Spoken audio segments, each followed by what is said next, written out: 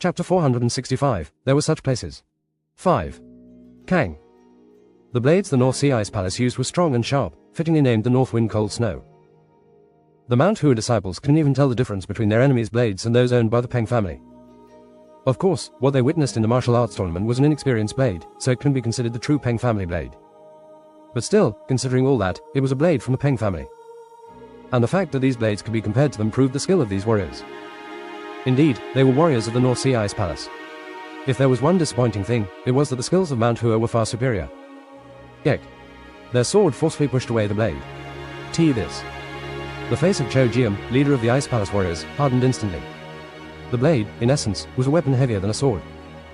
If someone with the same internal chi wielded it, they wouldn't be pushed back by a sword. However, this blade was so bent that it felt like it could break. How? At novel bun at. The clash emitted an enormous chi wave. Even though the opponent didn't seem to use much force, the blade was simply pushed back. Why you? Cho Jiam, using chi, shook away the sword and tried to distance himself. However, as long as the sword was there, he couldn't push it back and was pressed by it. What kind of internal chi is this? Both his opponent's strength and endurance surpassed his.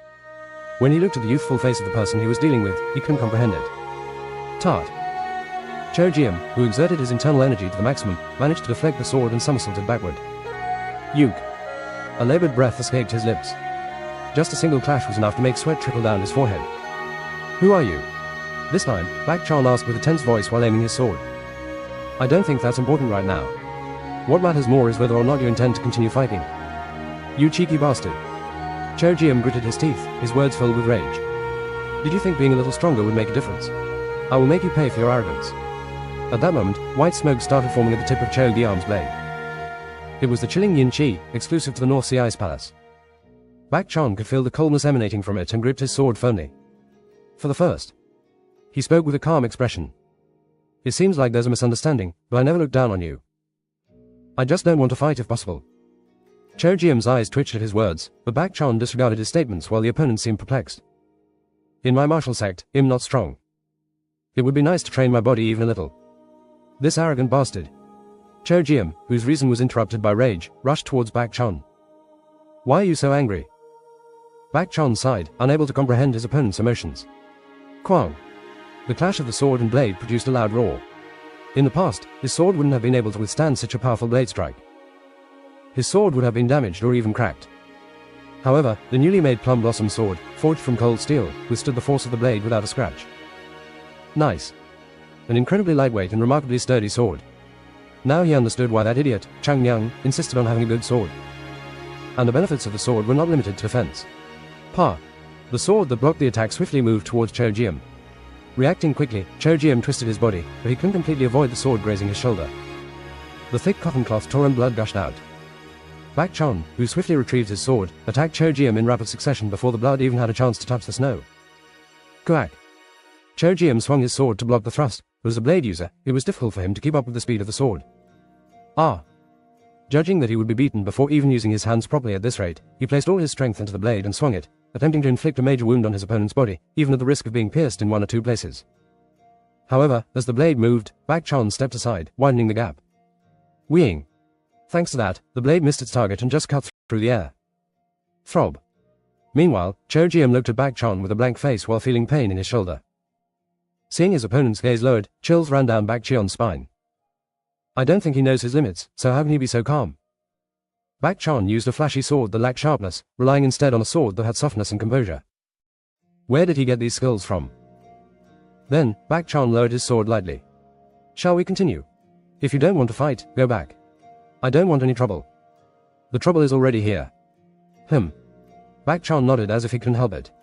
Don't blame my sword for being ruthless. Bak Chon kicked the ground and instantly closed the distance with Cho Jiam. Kakang. Yoon Jong opened his eyes after deflecting the sword aimed at his head. Surely. The cold steel sword added more power to their sword technique, but the reason why their sword now had more space wasn't simply due to the sword. My lower body has become stronger. The legs that firmly supported the body allowed the sword to move freely. Now, the strength of the pill had melted into the body, and his steady training, along with the addition of the amazing sword and the lower body that could support even a mountain, made it feel as if his skills had multiplied. And above all, Kang. Does fighting actually train people to a limit? The experience of fighting in battles with the 10,000 people clan informed his movement. If he had been the version of the past, he would have likely fared badly at the first clash of blades. But not now. Even while looking at the sword, he was able to maintain complete composure. Tack. And simple blocks wouldn't stop his opponent, so he reached out and stabbed the sword in advance to where the opponent's blade would come. Tack. Quack. The blade that can be swung again can do its best. The thin tip of the sword subdued the heavy blade. A feeling as if the world had calmed. Even though they were fighting an enemy, it felt like they could look ahead, behind, and to both sides.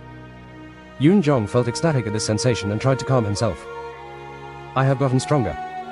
There were so many monsters around him that he didn't realize it. Not to mention Chang Myung, Bak Chon, and Yu Yisel. They were all people he was following from behind. And he knew he didn't have to discuss their strength. Even if it was an easy statement, they had far surpassed Yoon Jong's level. Because of that, he always acknowledged this fact and tried to be satisfied with the role of supporting them from aside. But like this, his sword continued to grow stronger. It seemed like there was a long way to go.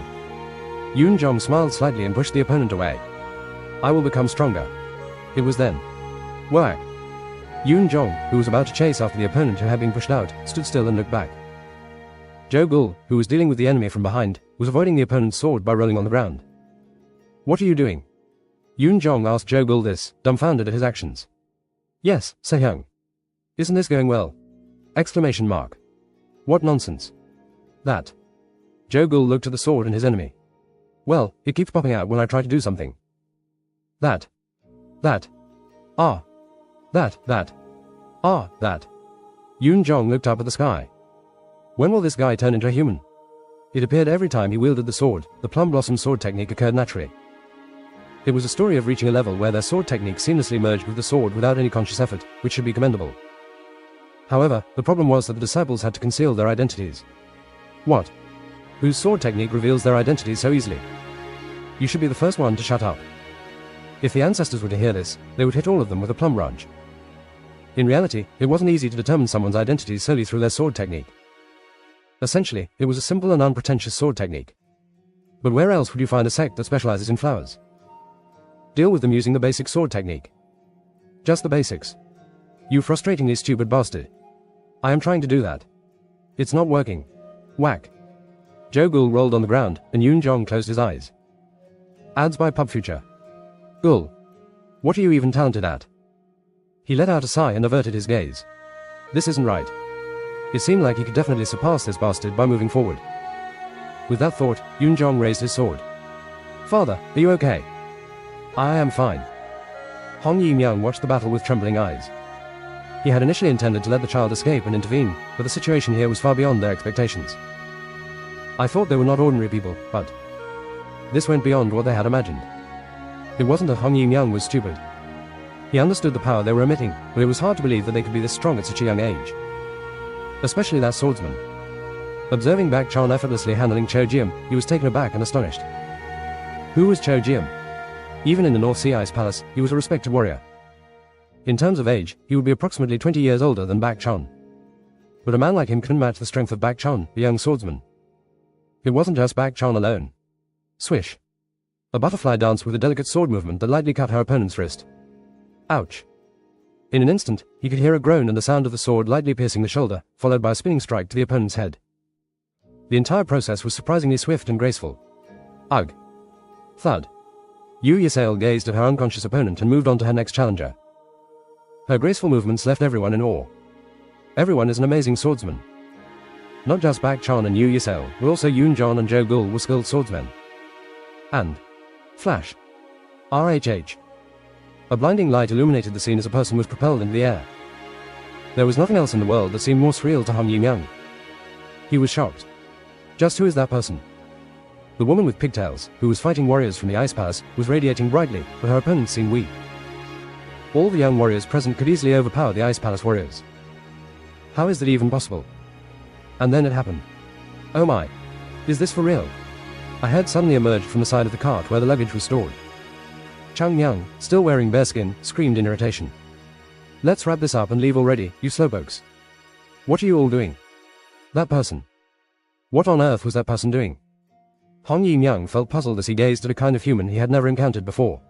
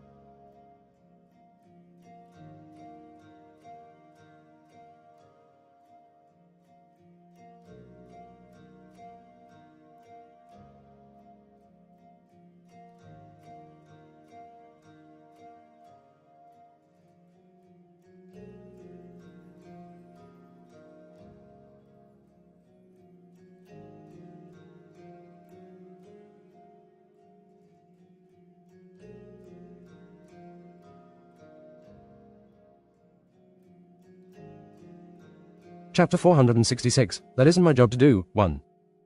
Kuak. Ak. The warriors of Ice Palace collapsed after uttering short groans. Whenever that happened, Cho Jiam broke into a cold sweat. He couldn't bring himself to curse at his subordinates who were falling to young warriors who hadn't even lived half their lives.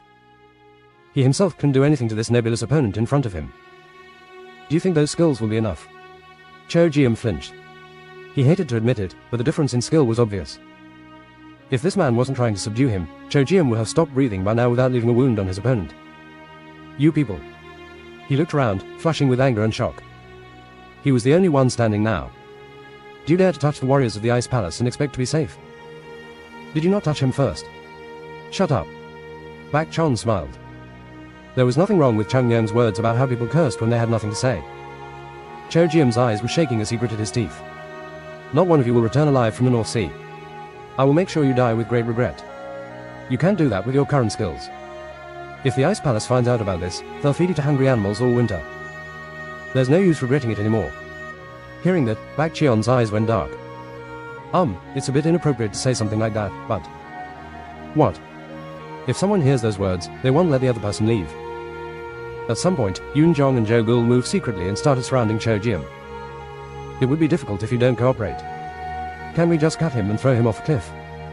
Cho Jiam's eyes trembled. These people from the Central Plains were pressuring him with mean laughter. It seemed like they had done this many times before. He also noticed that the female swordsman blocking his way was creepy and expressionless. And with determined eyes, she was relaying something. Just before they surrounded him, he threw himself and ran away. Zhou Gul instinctively tried to stab him with his sword, but he couldn't pierce Zhou Jiam, who was swinging his blade. Zhou Jiam, who managed to defend himself from Zhou Gul, burst into laughter. "You will die before you step out of the North Sea." Looking at Zhou Jiam running away, Zhou Gul said, "Shouldn't we pursue him?"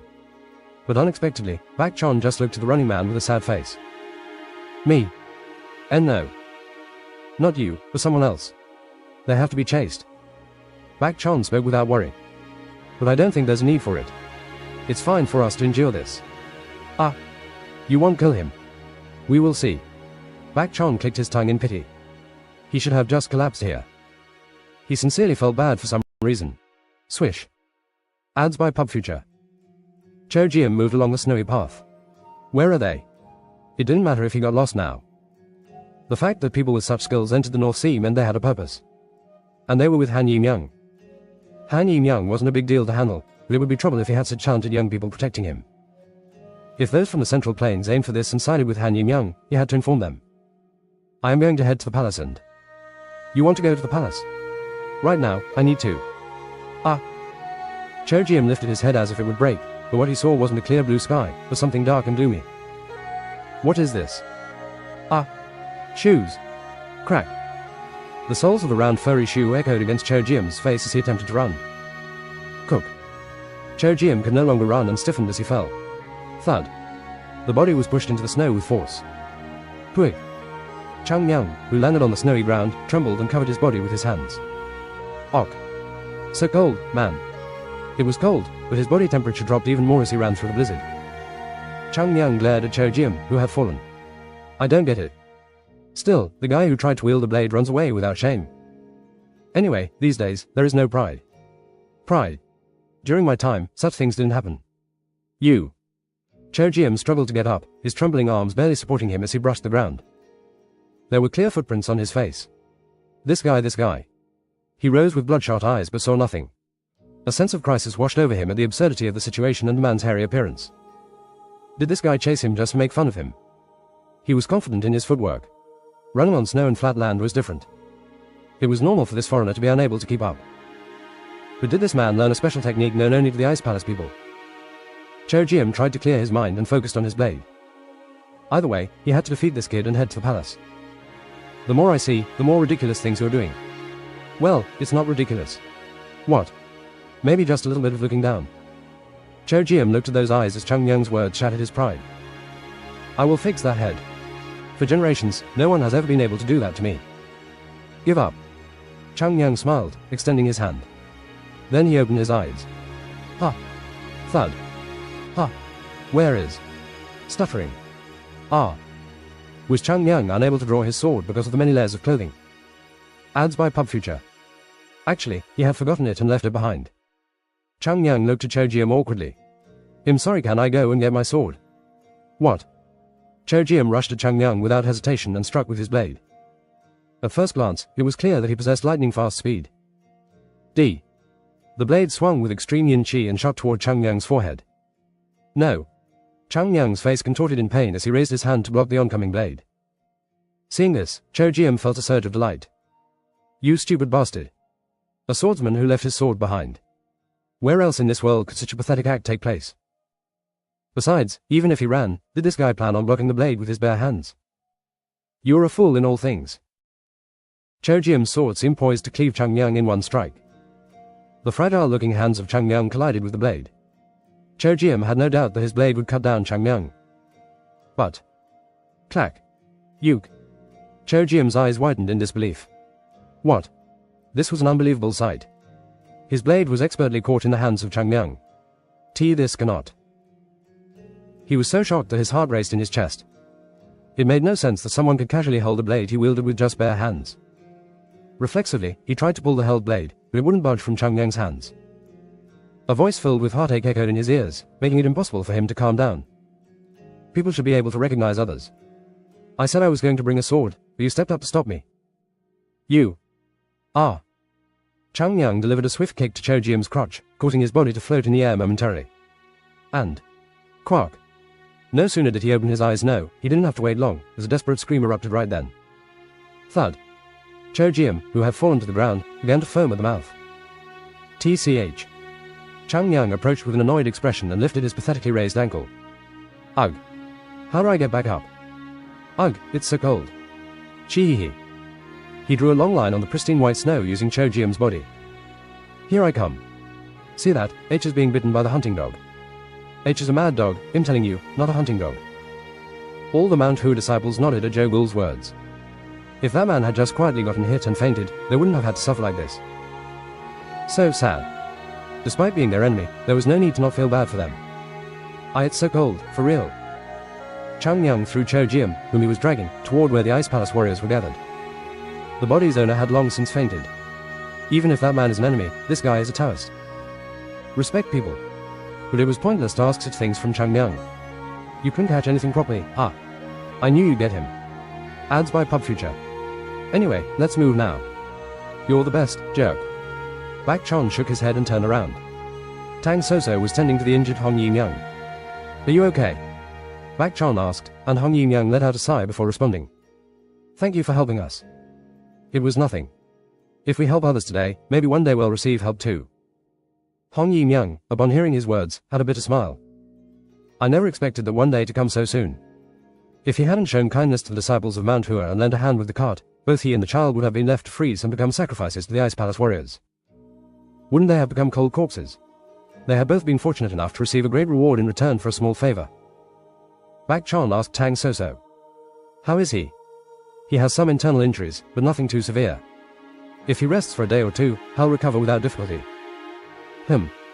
Bak Chon nodded, seemingly pleased. But, elder. He glanced at the father and son, unsure of how to address them after calling them over. That. Bak Chon hesitated for a moment, prompting Chang Yang to speak up. Sir, at a novel Bernat. It seems like things have gotten a little complicated between us. I think it's time for an explanation now, don't you? Especially. Chang Yang turned to Hong Jinbo. Based on what you're doing, it seems like they're after him rather than you. When Hong Yin-young looked up, his eyes were filled with deep sorrow.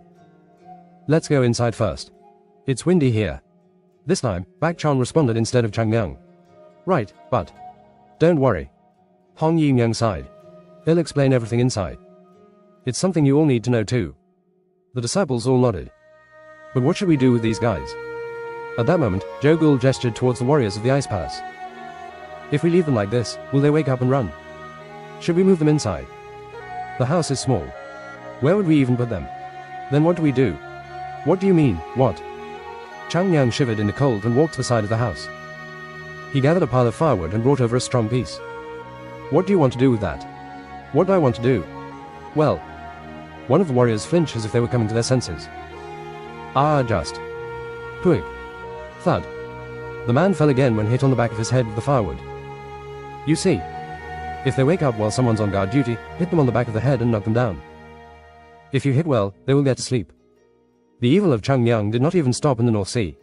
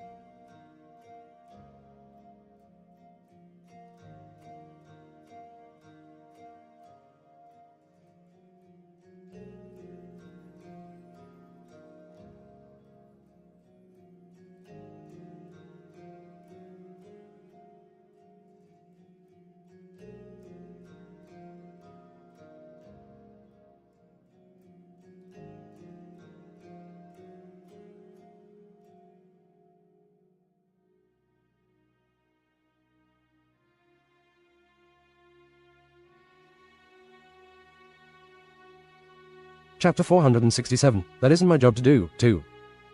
Fortunately, the warriors of Ice Palace didn't have to go through the whole process. They were carefully suppressed, restrained, and then poisoned with Tang Soso's concoction. After that, they were tied up in the warehouse. Chang Yang complained because this was more laborious than simply bashing their heads and putting them to sleep, but normal people did this. Anyway, the disciples of Mount Hua, who dealt with the warriors, returned to the house and sat near the furnace. Cough. Father, are you okay? Hong Yin-young coughed a few times before reaching out to stroke the child's head. He nodded slightly to reassure him. I'm fine, don't worry. But just a little tired. It seems like I have a bad cough right now. So, could you make me the calendula decoction? He'll do it right away. Yes, thank you. Hong Jinbo put on his winter clothes and went out. Seeing that, Bak Chan frowned. Is that alright? Collecting herbs in winter. The roots can still be dug even in the middle of winter. But the snowfield outside. It would be best if he took his time. There's something I can say with the child around. Hong Yin-young stared at the door the child left through and opened his mouth. Let's talk without wasting time. My real name isn't Hong Yin-young, but Han Yin-young. Not Hong, but Han Yin-young. I was a warrior of the North Sea Ice Palace under the name of the Ice Tiger Han Yin-young. I made a name for myself in the North Sea. Han Yin-young glanced at Bak Chan and nodded. Yes, I served the previous palace lord. That's what I thought. If there was a reason why the warriors were chasing him, this would be it. But are you saying they're after you because you served the previous lord? It seems like they have gone all out to take people.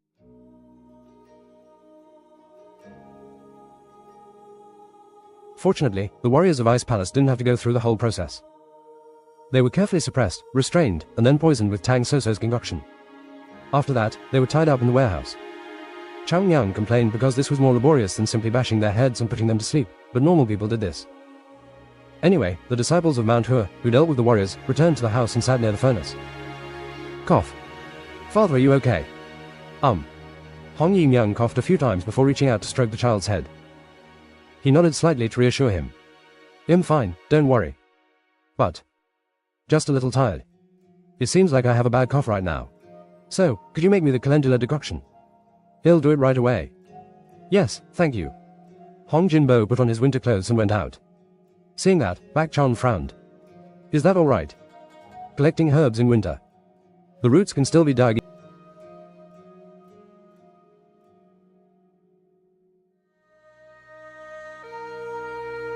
Chapter 467, That isn't my job to do, too. Fortunately, the warriors of Ice Palace didn't have to go through the whole process. They were carefully suppressed, restrained, and then poisoned with Tang Soso's concoction. After that, they were tied up in the warehouse. Chang Yang complained because this was more laborious than simply bashing their heads and putting them to sleep, but normal people did this.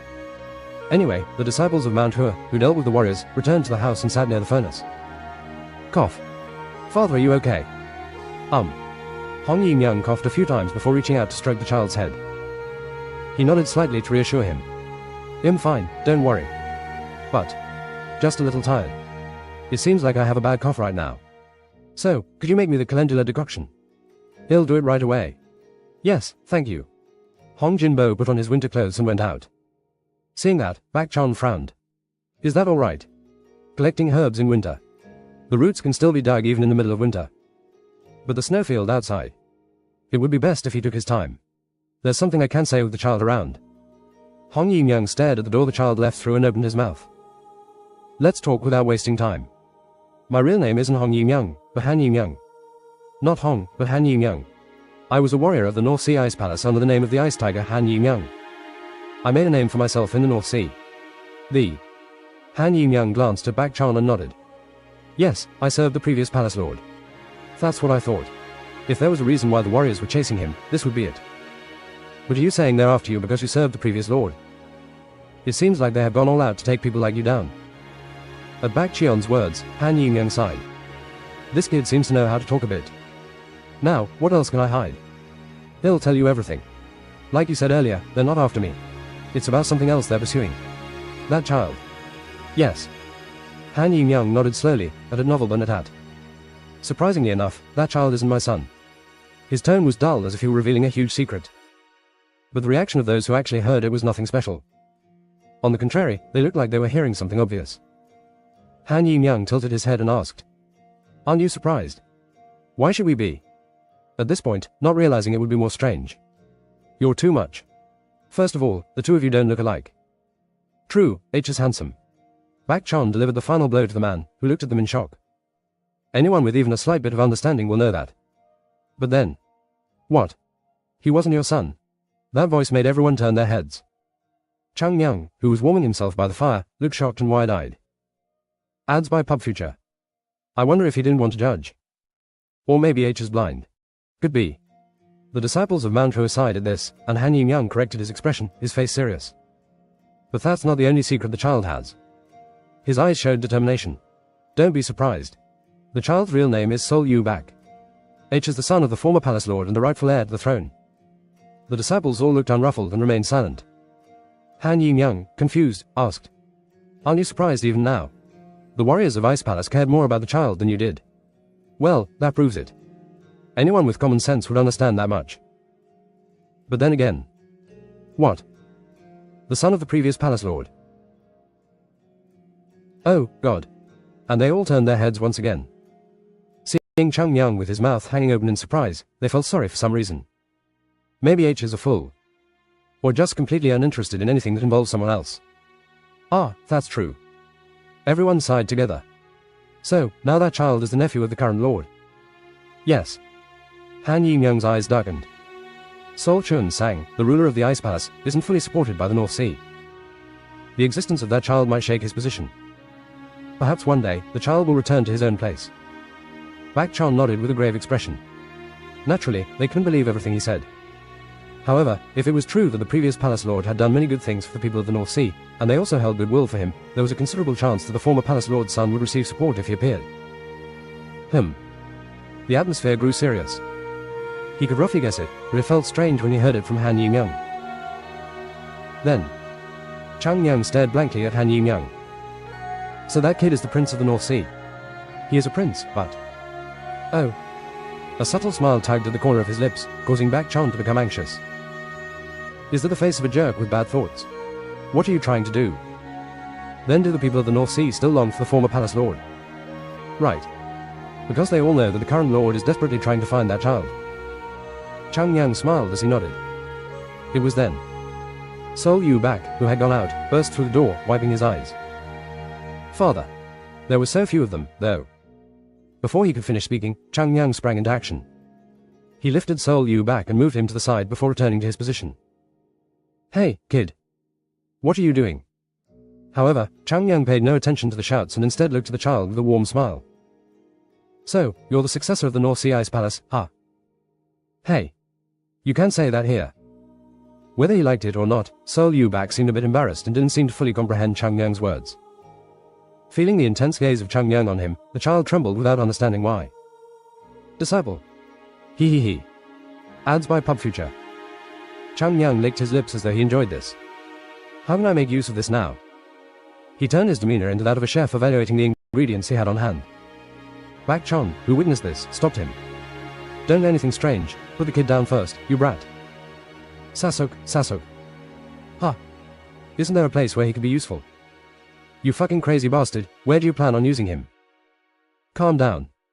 No, what if it's really useless, could we become friends and have him take us to the Ice Palace? No, you insane bastard. Please show some humanity, please. Sol Yu Bak was on the verge of tears now. Chang Myung finally licked his lips and placed the kid back down. TCH, what a shame. As soon as Sol Yu Bak was released, he immediately ran over to Han Yin-young and hid behind him. Everyone who saw his frightened eyes let out a sigh. Sorry. He doesn't show any remorse. We should have locked him up earlier. It was like watching a child get bitten by a dog because it had been let loose. To prevent any further problems, Yu Yisel and Tang so discreetly blocked Chang Myung from the front. That child. Bak Chon turned to Sol Yu Bak, who looked scared. He had suspected it, but now that he had heard it, it was true that the two looked different. A child who lost his home because of the demonic sect. It was subtle, but it seemed to overlap with the situation at Mount-hua. Surely. Do you not want to go see the Ice Palace? Ah, just shut up for a bit. You crazy man. H is losing his mind. Kidnapping a child. You're scarier than the Ice Palace. Amitabha. Even the demons are better. The demons. It's terrible to even compare. But it didn't seem like that to Chang Myung. Bak Chon cleared his throat and sincerely apologized to Han Yin-young on behalf of Mount-hua. I'm really sorry. No, it seems like you guys can't handle him either. Meanwhile, Han Yin-young, who understood what kind of person Chang Young was, shook his head. Then, what are you going to do now? It would be dangerous to stay here. In response to Bak Cheon's question, Han Yin-young smiled. I am not short-sighted. Could it be that I had only one place to hide when we were running from the Ice Palace warriors? We can move to a new place now, so don't worry about us. Ah, then I am glad. Bak Cheon sighed. It felt like a bad feeling was creeping into his head. I was too late. We need to prepare to leave this place. The disciples of Mount Hua stood up upon hearing the word to leave. Han Yin-young was unwell, so he moved slower than before. Your body isn't at its best yet. It's fine. This much works. Han Yin-young smiled. I have been through a lot over the last couple of years trying to avoid those people's pursuit. It is very dangerous this time, but it's not too much for me to handle, so you don't have to worry about it. Han Yin-young bowed to Mount Hua. You ended up getting involved in something unnecessary, so there is no way I can feel bad for this. Maybe things won't go wrong because of me now. Do not worry about that. Chang Yang shrugged and said, It is we who agreed to help and we who are responsible for it. Ads by Pub Future. Thank you. Then, now that this has happened, would you come with us? We refuse. Why? We will clearly refuse. He was one of the most determined people they had met. Then, just take a look. And please don't discuss us in the Ice Palace. If anything does come up, he'll say we haven't heard anything. I'd be grateful if you did. Let's meet again when we have the chance. Mount Hua's disciples and He Yun pulled the cart and waved goodbye to Han Yin-young. Sasuk, are the Ice Palace warriors in the warehouse okay? Yes. How long will the poison's effects last? If there's no cure, it'll last for 7 weeks. Shouldn't it be enough to kill someone? Right. But they're warriors, so would being tied up for that short period kill them? He Yun, who had been silently listening, closed his eyes. Normally, they'd die. You devils. Why was it that these people were becoming more callous these days? He Yun was very worried that he would be affected too. Of course it was too late to worry about it now. 7 weeks, I guess we should enter the palace before then to avoid any misunderstandings. Right. It's not like those people are injured, so they can't do anything about us, who would have arrived after being introduced under the name of the Nanman Beast Palace Lord. Looking at Han Yin-young waving his hand and Sol Yu Bak standing next to him, Bak Cheon mumbled. Such a strange relationship. Right. They continued to sigh, feeling a sense of unease. But, do you really not want to come to the palace? That bastard. Let's go quickly, Se-hyung. After we do this, I think hell really kidnapped the kid. No matter how crazy he is, it'll be too much. Are you sure? Hurry. The cart started abruptly and moved forward. Chang Yang, who was on top of them again, stared at Han Yin-young and Sol Yu Bak and licked his lips. Are you the Plum Blossom Sword Saint? Somehow, they looked disgustingly alike. Chang Yang rested his head on the luggage. Hong Jin Bo's face looked like the North Sea Ice Palace Lord he had met in the past. As soon as he saw it, he felt strange. So pitiful. The demonic sect and their plots were known to have horrible outcomes. Perhaps not a single member of the previous Lord's family survived. In other words, the child was left without any family members except for one uncle, who was trying to kill him. Chang Yang looked at Sol Yu Bak, who now appeared far away. And he smiled. You never know what will happen in the world. He put his hand in his pocket and took out a Bak-ah. Do you remember? Bak-ah nodded her head, her black eyes shining brightly. If you look for it, can you find it? Once again, she nodded her head. Try it, and it'll turn you into a nice muffler. Chang Yang smiled. He thought this would be an interesting relationship, depending on how he used it.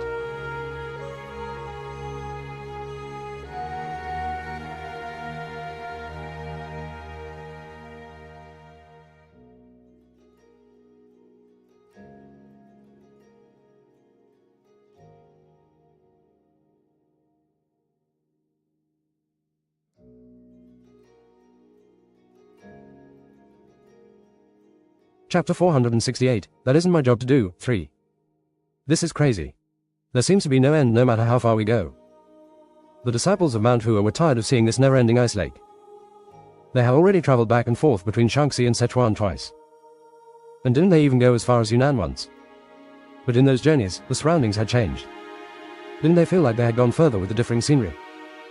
But this awful lake was the same no matter where they went. All they could see was snowy mountains and lands. And just ice. It was like walking in the same place. The beautiful scenery that they had never seen before. A vast, shining view that could make one shudder. It had been like that when they first saw it too. After watching the same thing for several days, they felt so sick that they wanted to turn around. Occasionally, a blizzard would blow and block the view, but the same thing would reappear when it disappeared. Sasok. How much further do we have to go? Considering the time we've spent moving, I think we are almost there. At Joe Ghoul's question, Bak Chan also gazed ahead with tired eyes. Surprisingly, their bodies didn't feel fatigued. Unlike in the Central Plains, where they crossed hills and rivers and even trudged through mud, this endless ice lake felt like just the beginning of a journey. After getting used to running on ice, they were able to go faster and be more agile. The problem was that no matter how far they ran, they were unable to see the end. Are we getting close? Just looking at that white color now makes me sick. It was nice at first. Yeah, Sego. I liked it in the beginning too. About 10 days after arriving in the North Sea, they understood why people longed for the warm southern nations. Bak Chan sighed sadly. Everyone had murmured that pulling the cart was becoming difficult, but they never complained that it was boring. Seeing these guys talking so much, he thought the North Sea was amazing. We should be almost there. Keep your spirits up, everyone. Yes, sir. I understand, Sasok. Bak Chan also regained his strength and put more effort into pulling the cart. At that moment, Joe Ghoul, with his head up, shouted as if he had found something. Hey! Look over there. What's there? Look over there. Isn't that a house? Bak Chan furrowed his brow and looked in the direction that Joe Ghoul was pointing. Looks like it. Perhaps due to the blizzard stopping, the view ahead was now clear. The mountains gradually lowered, revealing clustered structures that looked like they were cut from the slopes.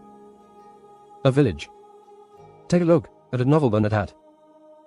Bak Chan, who hadn't seen a village in almost 10 days, couldn't help but feel a surge of excitement at the sight of this oasis in the desert. Let's go, Sasok. Right. Bak Chan nodded and turned the cart. Joe Ghoul squinted his eyes. Yoon Jong also tilted his head. The disciples all looked at the scene unfolding before them, their faces subtly changing. Clench. Unlike the Central Plains, the wooden houses stood in a row on both sides. If you were to compare, there were similarities to the shape seen in the fishing villages of Central Plains. The shape of the houses, of course, was different. But there was one thing that set it apart from the fishing villages of the Central Plains. Ads by Pub Future. There are no people. Right.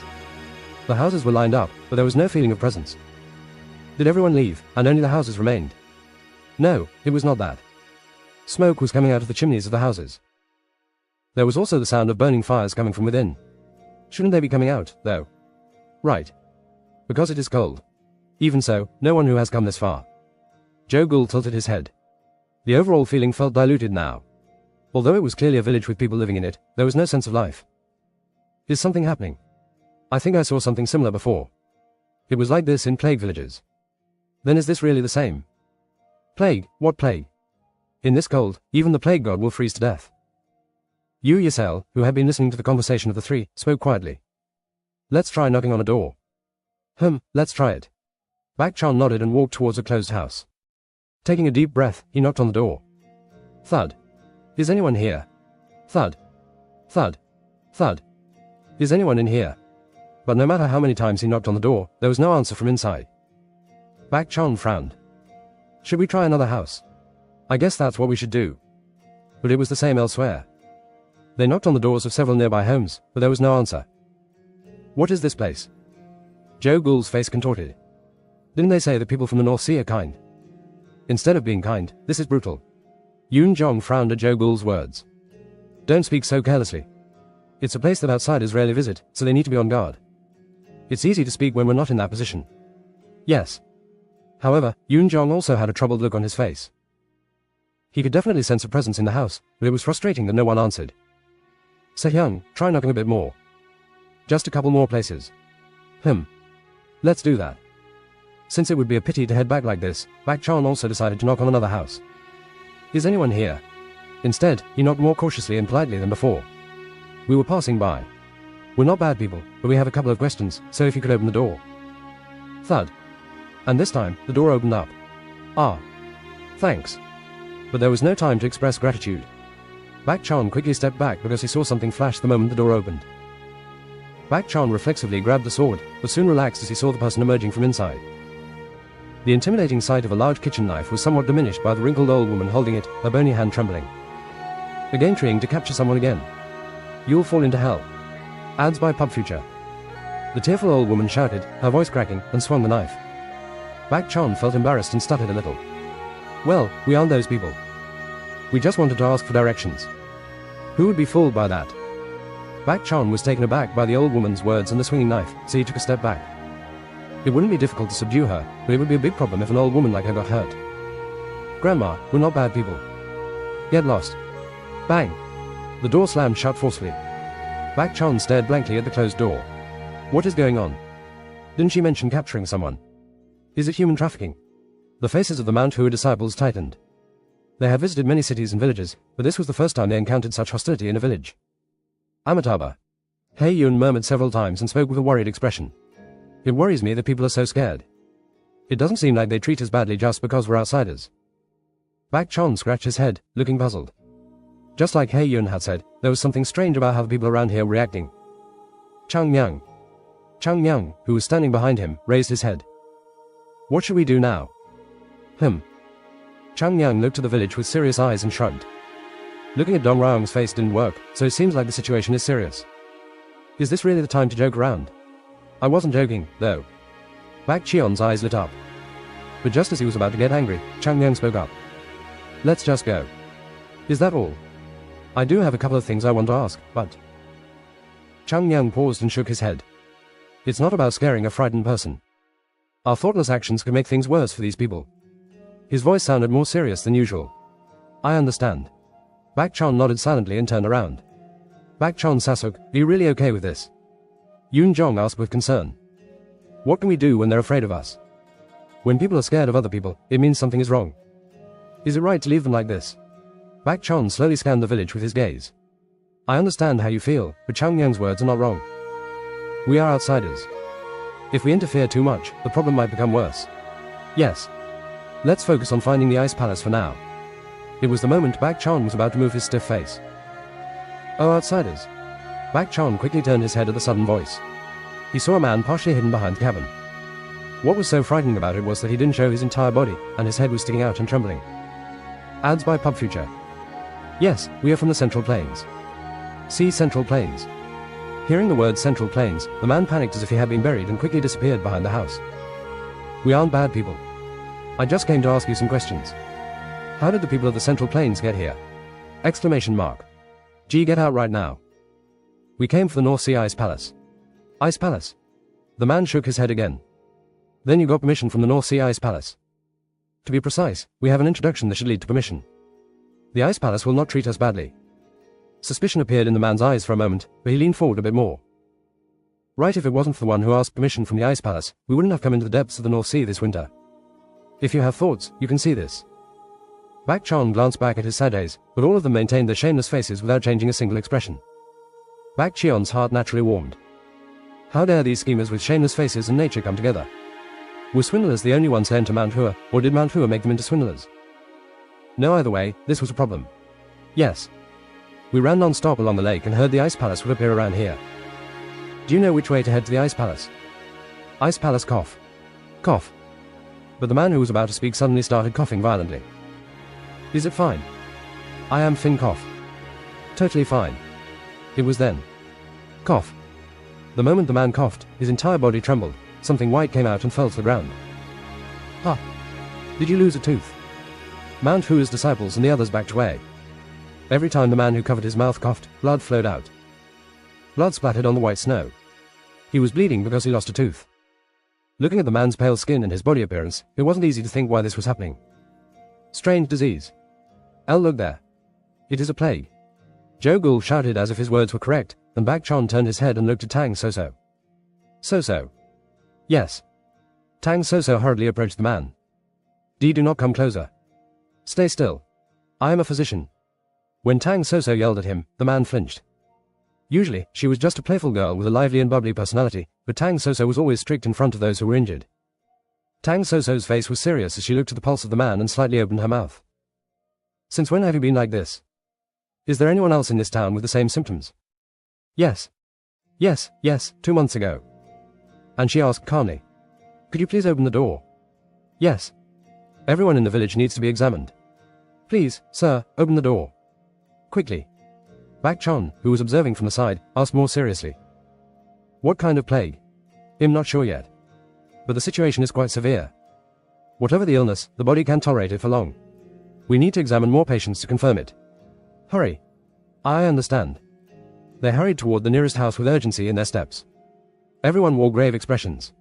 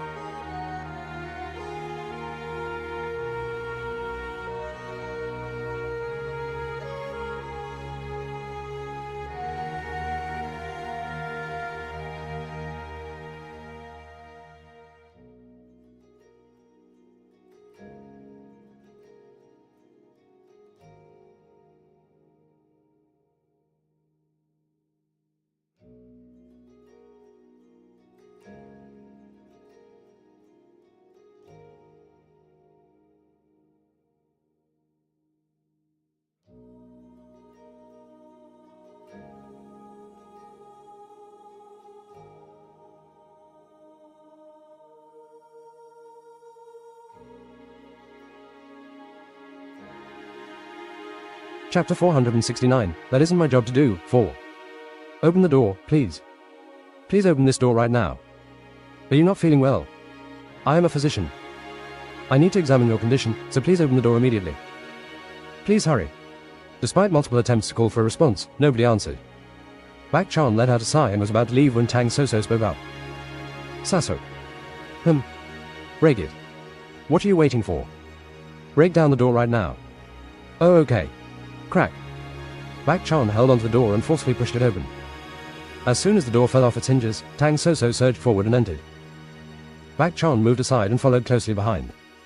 Please don't come in. The two people inside the house yelled. A frightened woman was trembling, and there was another person. A child. Tang Soso's eyes were filled with compassion. Get out of my way. It's not my child. I don't want to harm any of you, so please move aside. This is a matter of the child's life. The woman blocking her path to the child flinched when Tang Soso shouted. She looked at Tang Soso and Bak Chan, clearly confused. If you don't move, I will have to force you to step aside. Move if you don't want the child to witness a distressing sight. Even though fear consumed her, the tearful woman was still confused, and Tang Soso met her eye as she spoke. I am a member of the physician hall. I can treat any illness, so please let me examine the child. Tang Soso took out a plaque from her sleeve and showed it to the shocked woman, who then asked. Are you really a member of the hall? Yes. Truly. Even now, as we talk, the child is on his way to death. Only then did the woman lower her guard and step aside, clearly feeling helpless. Tang Soso sat down beside the child and felt his pulse. Weak. It was faint and weak, as if it could stop at any moment. Tang Soso took off the child's blanket and began undressing him.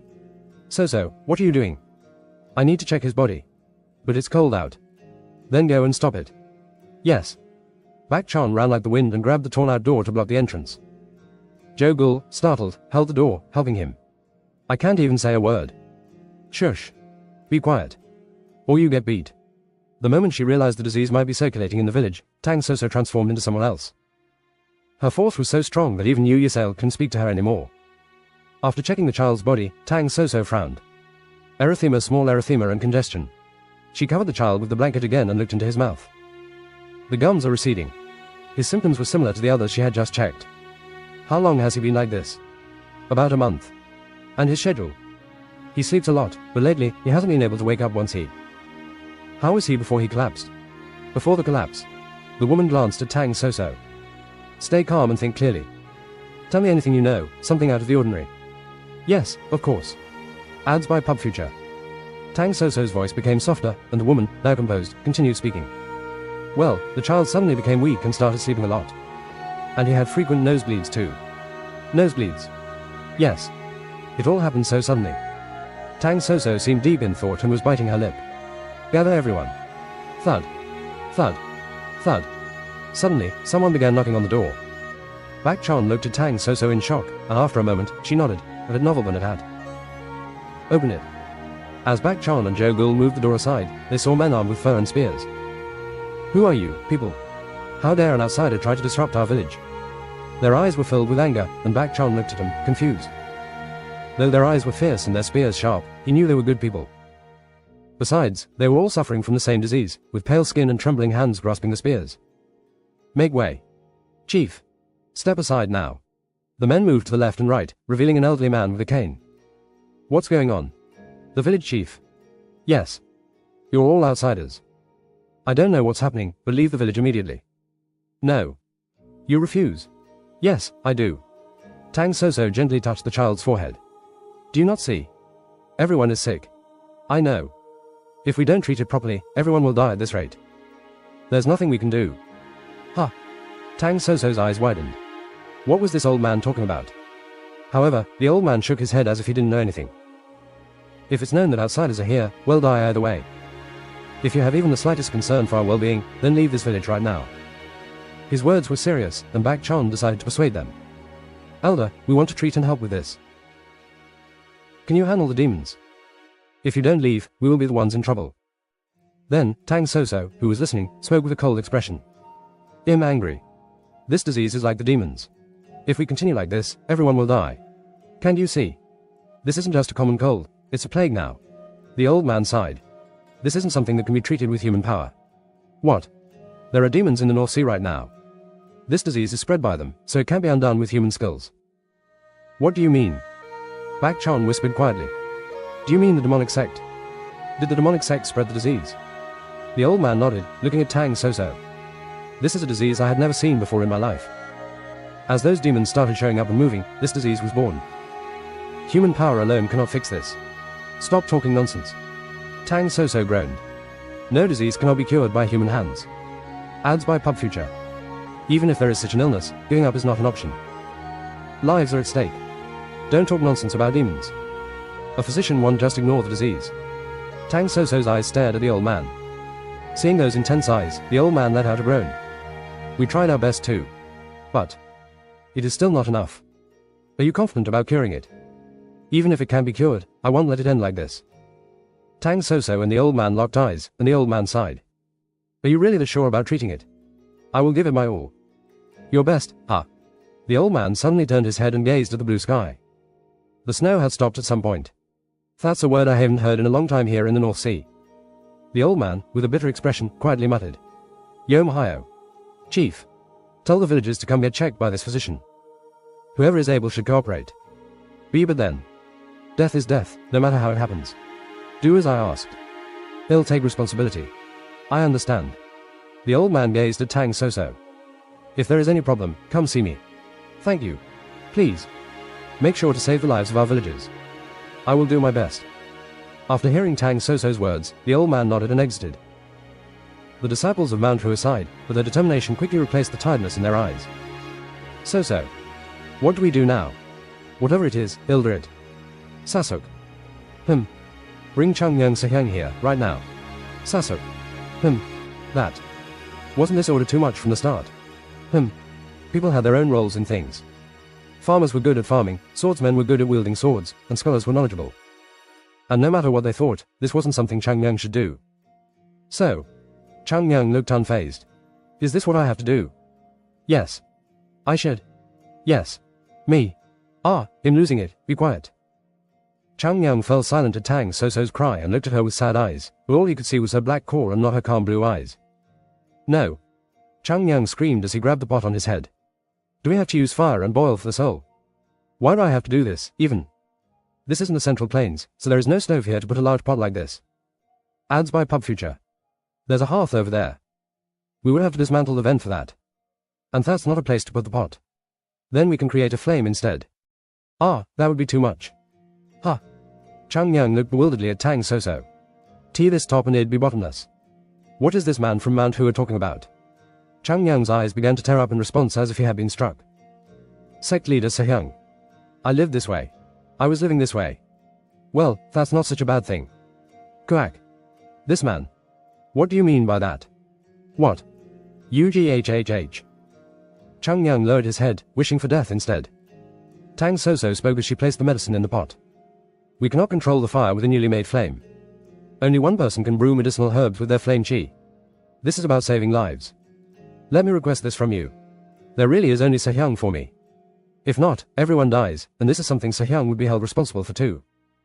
As she continued speaking, Changyang's shoulders subtly tensed. Well, when did I say no? Changyang adjusted the pot.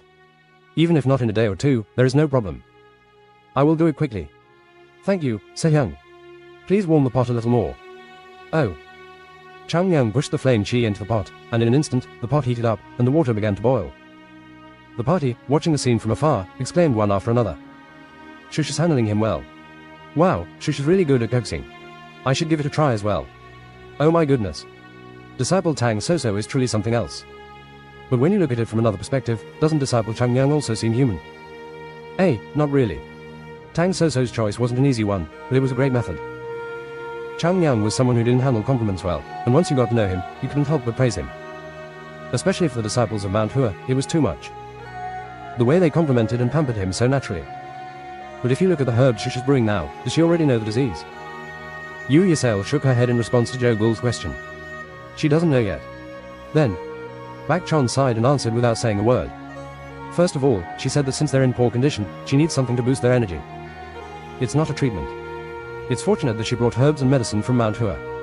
We wouldn't have anything to use here if it weren't for that. The disciples of Mount Hua were grateful for Hyun Young's preparedness. But you know this can't be cured with just that, right? First, we need to help them relax and then figure out the illness. Could it be one that we're not familiar with? Nevertheless, we'll do our best. Yoon Jong, who was listening to the conversation, spoke in a hushed voice. Those who underestimate the value of life are unfit to wield the sword of Mount Hua. How can someone who prioritizes their own interests speak of swordsmanship and enlightenment? No, I don't mean to suggest otherwise. Jo Gul let out a sigh and interjected. Most of the villages are displaying symptoms. Could this possibly be a plague? If we fall ill during our journey to the North Sea? That's enough. Bak Chan halted him mid-sentence. You may be correct, but I'd rather not voice that in front of a young student of Mount Hua who is doing her utmost best. Yes, sir. Bak Chan poured the herbs into the pot and closed his eyes, observing Tang So pour her heart and soul into the task. I must protect that child from harm. The burden Tang So had taken upon herself was too great.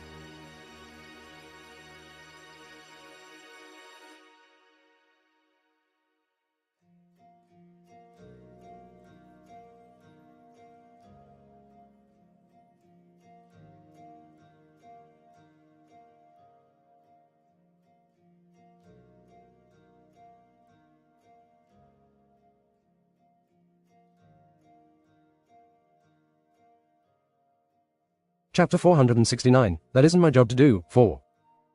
Open the door, please. Please open this door right now. Are you not feeling well? I am a physician. I need to examine your condition, so please open the door immediately. Please hurry. Despite multiple attempts to call for a response, nobody answered. Bak Chan let out a sigh and was about to leave when Tang Soso spoke up. Sasuk. Break it. What are you waiting for? Break down the door right now. Oh, okay. Crack.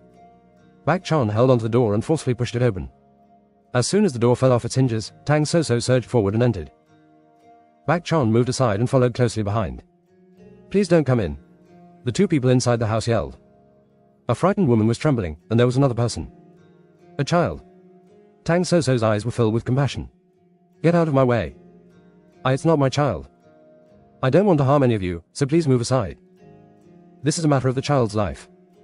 The woman blocking her path to the child flinched when Tang Soso shouted. She looked at Tang Soso and Bak Chan, clearly confused. If you don't move, I will have to force you to step aside. Move if you don't want the child to witness a distressing sight. Even though fear consumed her, the tearful woman was still confused, and Tang Soso met her eye as she spoke. I am a member of the physician hall. I can treat any illness, so please let me examine the child. Tang Soso took out a plaque from her sleeve and showed it to the shocked woman, who then asked, Are you really a member of the hall? Yes. Truly. Even now, as we talk, the child is on his way to death. Only then did the woman lower her guard and step aside, clearly feeling helpless.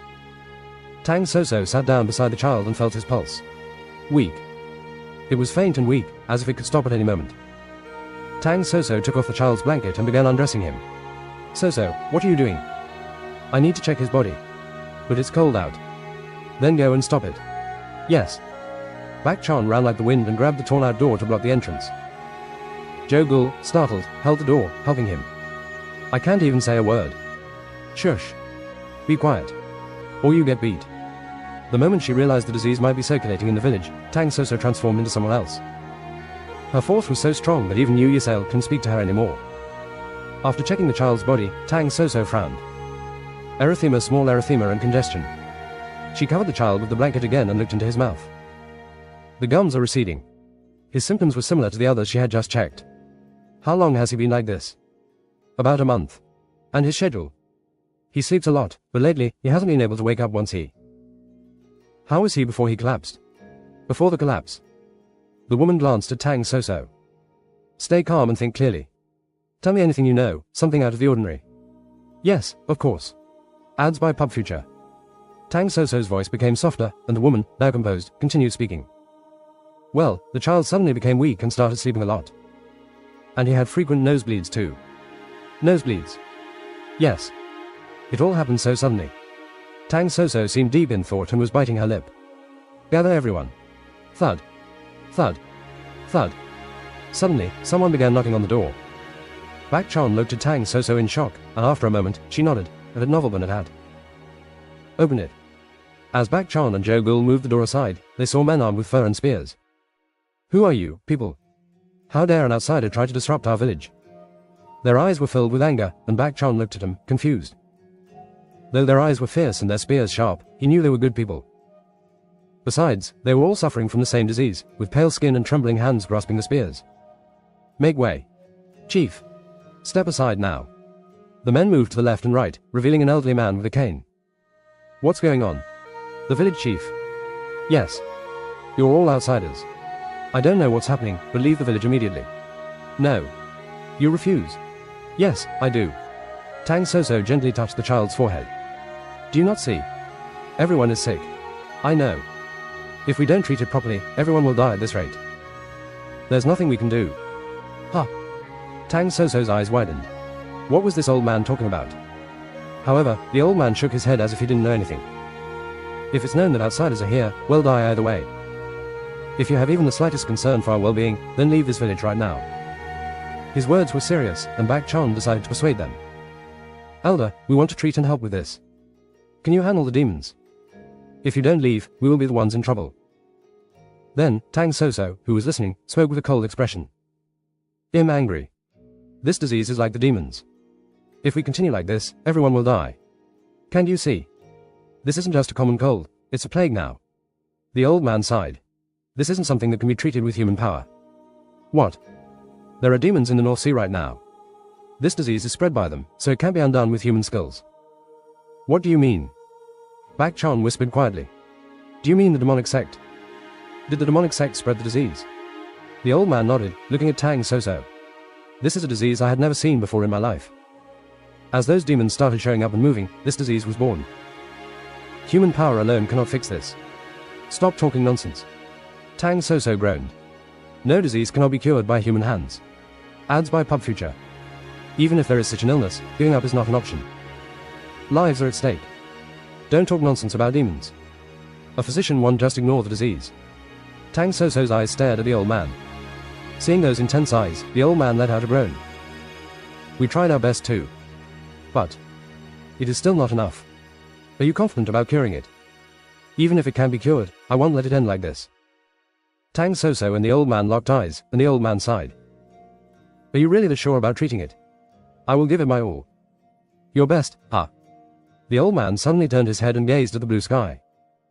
The snow had stopped at some point. That's a word I haven't heard in a long time here in the North Sea. The old man, with a bitter expression, quietly muttered. Yom Hyo. Chief. Tell the villagers to come get checked by this physician. Whoever is able should cooperate. But then. Death is death, no matter how it happens. Do as I asked. He'll take responsibility. I understand. The old man gazed at Tang So-so. If there is any problem, come see me. Thank you. Please. Make sure to save the lives of our villagers. I will do my best. After hearing Tang So-so's words, the old man nodded and exited. The disciples of Mount-Hua sighed, but their determination quickly replaced the tiredness in their eyes. So. What do we do now? Whatever it is, he'll do it. Sasuk. Bring Changyang Sehyang here, right now. Sasuk. That. Wasn't this order too much from the start? People had their own roles in things. Farmers were good at farming, swordsmen were good at wielding swords, and scholars were knowledgeable. And no matter what they thought, this wasn't something Changyang should do. So. Changyang looked unfazed. Is this what I have to do? Yes. I should. Yes. Me. In losing it, be quiet. Changyang fell silent at Tang So-so's cry and looked at her with sad eyes, but all he could see was her black core and not her calm blue eyes. No. Changyang screamed as he grabbed the pot on his head. Do we have to use fire and boil for the soul? Why do I have to do this, even? This isn't the Central Plains, so there is no stove here to put a large pot like this. Adds by pub future. There's a hearth over there. We would have to dismantle the vent for that. And that's not a place to put the pot. Then we can create a flame instead. That would be too much.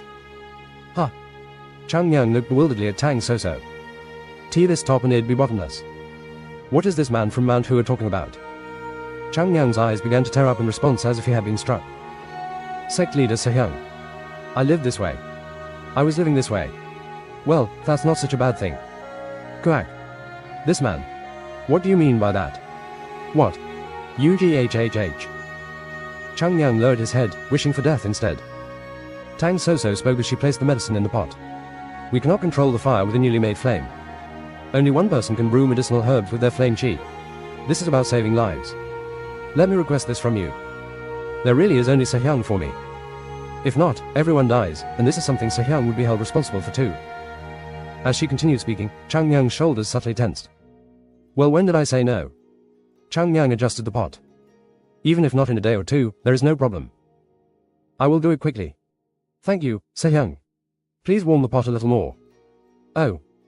Changyang pushed the flame chi into the pot, and in an instant, the pot heated up, and the water began to boil. The party, watching the scene from afar, exclaimed one after another. Shush is handling him well. Wow, Shush is really good at coaxing. I should give it a try as well. Oh my goodness. Disciple Tang So-so is truly something else. But when you look at it from another perspective, doesn't Disciple Changyang also seem human? Not really. Tang So-so's choice wasn't an easy one, but it was a great method. Changyang was someone who didn't handle compliments well, and once you got to know him, you couldn't help but praise him. Especially for the disciples of Mount-Hua, it was too much. The way they complimented and pampered him so naturally. But if you look at the herbs Shush is brewing now, does she already know the disease? Yu Yasale shook her head in response to Joe Ghoul's question. She doesn't know yet. Then, Bak Chon sighed and answered without saying a word. First of all, she said that since they're in poor condition, she needs something to boost their energy. It's not a treatment. It's fortunate that she brought herbs and medicine from Mount Hua. We wouldn't have anything to use here if it weren't for that. The disciples of Mount Hua were grateful for Hyun-young's preparedness. But you know this can be cured with just that, right? First, we need to help them relax and then figure out the illness. Could it be one that we're not familiar with? Nevertheless, we'll do our best. Yoon Jong, who was listening to the conversation, spoke in a hushed voice. Those who underestimate the value of life are unfit to wield the sword of Mount Hua. How can someone who prioritizes their own interests speak of swordsmanship and enlightenment? No, I don't mean to suggest otherwise. Jo Gul let out a sigh and interjected. Most of the villages are displaying symptoms. Could this possibly be a plague?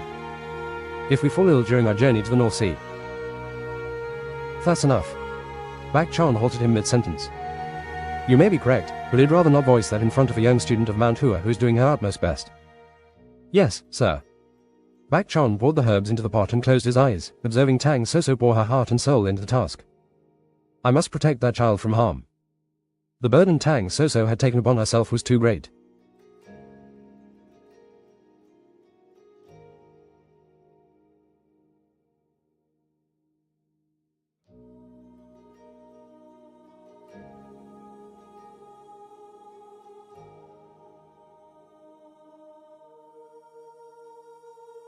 Chapter 470, That Isn't My Job to Do, 5.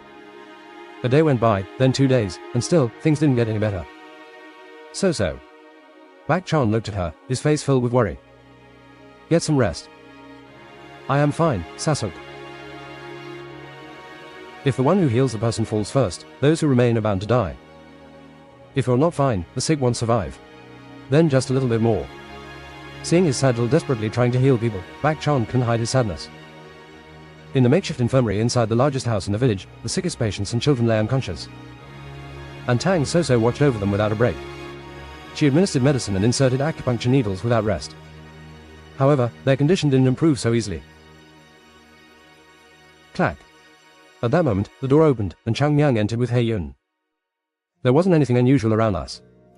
Are you sure? There was nothing except snow. Oh, and ice too. She looked at Hei Yun in case he had something to say, but he sighed with a heavy expression. I have been searching everywhere, but I couldn't find anything that could be the cause of it. Tang So let out a deep sigh. Now. Chang Yang stepped forward and offered her the bowl he was carrying. What is this? The medicine that was made a little while ago. For everyone to take. No. You have to eat it. You look like the sickest person here. So you eat. It's fine. Eat it.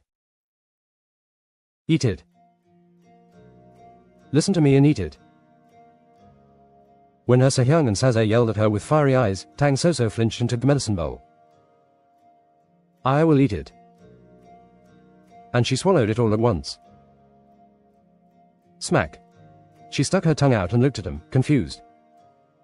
They hadn't slept in the past 2 days since they and Tang So had stayed up all night working for people. It felt really silly, but this was her strength. Bak Chan, sitting in front of Tang So, quietly spoke up. Right, anything to point out? Tang So shook her head. I don't know yet.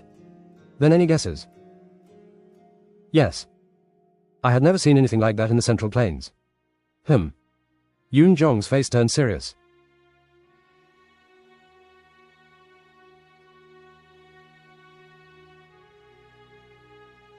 If you don't know the disease, wouldn't it be tough to treat it? It is a disease, but they aren't in a good state. Even those with symptoms were severely starved. Is this a disease caused by an unhealthy body? I don't know if they were even well because the body is already sick till the end. For now, we are using porridge from the grain we brought and giving it to them, so those who are conscious will feel a bit better. That is nice. Tang So was speechless as she covered her face with both hands. Why am I this incompetent? She felt like crying out in helplessness. If she had known it would be like this, she would have studied medicine more diligently. The situation would have been very different if only her father had been here. No, it was obvious that if there was at least one physician with better skill than her, this wouldn't have been such a helpless situation. Stop blaming yourself. A cold voice resonated in her ears. When she looked up, Chang Yang stared at her intently. If it doesn't come to fruition even after you've done everything, it's not your responsibility. On the contrary, you can indulge in self-reproach after you've done your best. Did you really give your all here? No, senior. Not yet, no. Right. Then think about it when it's the right time to blame yourself. Don't overlook any details. Self-reproach relieves the mind, but regret lingers for a long time. Don't do anything you'll regret. Ads by Pub Future. Yes. Tang Soso bit her lip and nodded. But it didn't change anything at that moment. The disciples of Mount Hua observed her and then started discussing their opinions. An epidemic. The village chief said it has never seen a disease like this before. Then, did the demonic sect really purposefully spread this? I don't think so. Ha! Everyone turned to Chang Myung. They're not that clever or skilled at such things. They're just insane people. They didn't know why, but his words felt trustworthy for some reason. Did crazy people recognize crazy people? Then what is? At that time, Yu Yisel, who was listening, began to speak. No, plague, and a novel burn at. Ha! Bak Chan asked as he looked back at Yu Yisel. Samay, what do you mean? Plague means the disease will spread more among the weak. Right. Chief, was fine. Bak Chion's eyes widened at those words. Come to think of it. The old man, the village chief, looked frail, so it wouldn't be strange for him to collapse first. But he didn't appear to be ill. How could the frail old man avoid it if it was a plague? Come to think of it, some old people were fine. Everyone nodded. Bak Chan looked at Yu Yisel in shock. She didn't seem interested in other people. Meanwhile, it seemed like she was closely observing her surroundings. If so, did the old men have something in common? I don't know that. But then Chang Yang said, I think I might know. What? Bak Chan turned his head around so fast that it might break. This was more surprising than the fact that Yu Yisel was observant. That Chang Yang was paying attention to something like this. What? We're talking about old people not getting sick, right? Right. They're wealthy. Chang Yang grinned and made a circle with his fingers. A lot of money. In this village. Emotions drained from Bak Chion's face. Right. It's my fault for expecting anything. I wanted to have hope. Everyone gave up hope for Chang Yang. What's with your expression? No. Amitabha. Who was to blame? Pigs only saw pigs with their pig eyes. Then, everyone looks bald in your eyes. Amitabha. This man. Not my business. Everyone shrugged off Chang Yang's words. However, Tang Soso was the only one who didn't let those words go. They're rich. Yes. They seem to be living well. Right, this is a village, but... Wait. Tang Soso muttered to herself. Being rich means having a lot to eat. Then nutrition, no. If this is because of starvation, I should see improvement with medicine and porridge. Then, as if something came to her mind, she looked up. Wait, that. Ads by Pub Future. The villager, who was in good condition, the lady helping around the infirmary, looked. In this village, everyone had their doors locked when we came. Yes, right. Has it been since this disease was known? No. It wasn't like that. It was that way before too. Why? People were disappearing, and there were rumors about demons in black roaming outside, so everyone had been refraining from going outside for several months. How many months back? And before that? Before that, as usual. What about the food? It's winter now, so we're managing with dried meat and the grains we've stored.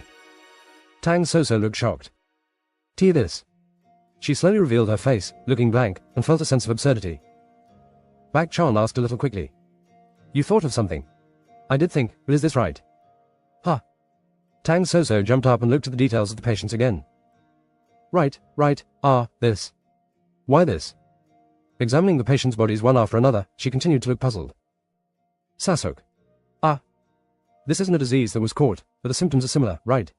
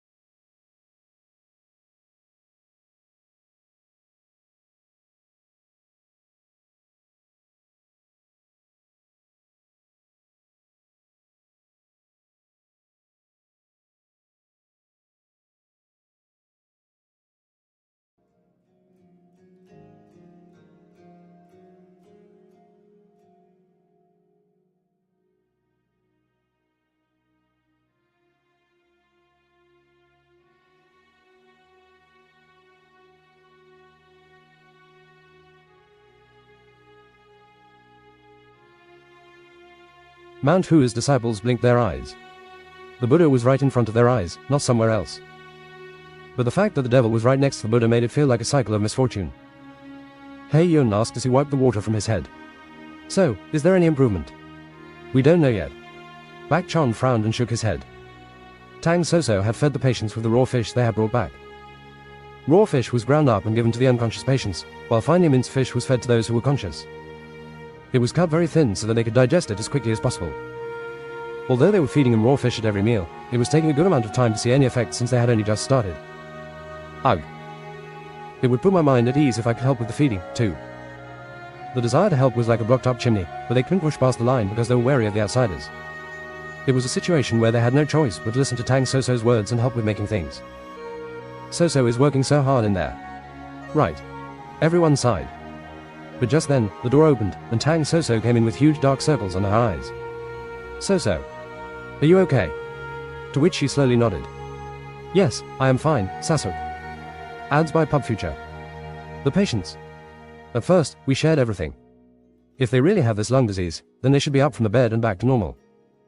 Lung diseases are the ones that get cured rather quickly. Is that so? Bak Chon was now confused. This meant that if the diagnosis was wrong, it would quickly become evident. It's too much. No matter how talented Tang Soso was, expecting her to treat a disease with an unknown cause was unreasonable, especially when she had to treat so many people alone. But Bak Chon kept his feelings hidden and said, Right. Take rest for now. I came here because I have something to say. Just a little bit more. At that moment, Chang Myung, who had been by the hearth as if he was dead, approached her. Sehyung. Then he grabbed Tang Soso's hand and pulled her closer. She stared at him blankly, with a puzzled expression. TCH. After checking her fingertips, he clicked his tongue and frowned. As expected, her fingertips were red. Upon closer inspection, there was a dark blue change in the skin. It was early frostbite. Did you eat? You didn't wear gloves and went to bed like this. Chang Myung then began to hold her wrist and infused qi into it. Ah. Tang Soso flinched at the warm yet cold sensation that ran through her wrist. The bright aura covered her hand, and after moving around, it returned to its owner. Rest. If there is no change in the patients, you'll have to do it all over again. You're not planning to escape that role just because you're tired, are you? As if I would. With determined eyes, Tang Soso looked at him and Chang Myung nodded. Right, then rest.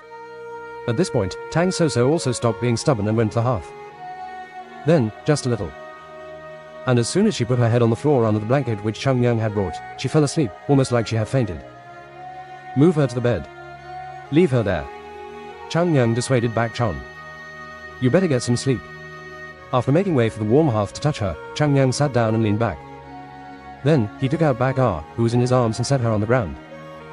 Go over there and cover her. Bak Ah's black eyes shone, and she nodded her head a couple of times. So what can I do now? Do what? Chang Myung shrugged. We wait. We should be able to see some form of improvement by tomorrow morning. So everyone, go and sleep. If there is no improvement, then tomorrow is going to be a new hell. Everyone nodded at those words and sat down. After a while, he saw regular breathing indicating they were all extremely tired and had fallen asleep. Chang Myung looked at them and smiled. This was such trouble. If he thought about the comfort of Mount Hua, they wouldn't be wasting time here. However, if they thought about the duty that came as a part of Mount Hua, they could not leave the villagers here. It isn't easy, Sehyung. His Sehyung might have heard such things so many times. How could he have obsessed over the tiniest, seemingly insignificant things while Chang Myung remained unaffected? Any decision he made had the potential to shape Mount Hua's future. Chang Myung, too, closed his eyes and contemplated his sect leader. The disciples, nearly sleeping like the lifeless, gradually opened their eyes and lifted their heads. Is it morning? What about Soso? Still sleeping. As soon as their eyes opened, the disciples of Mount Hua, having confirmed the well-being of the youngest, shifted their attention to the window. It seemed as though the blizzard had ceased, allowing the radiant sunlight to filter through the cracks. How are the Peti? And then... Jump. The door swung open, revealing people with pale faces rushing in. Why, you must come and see. Their voice was filled with urgency, causing all the disciples to become anxious.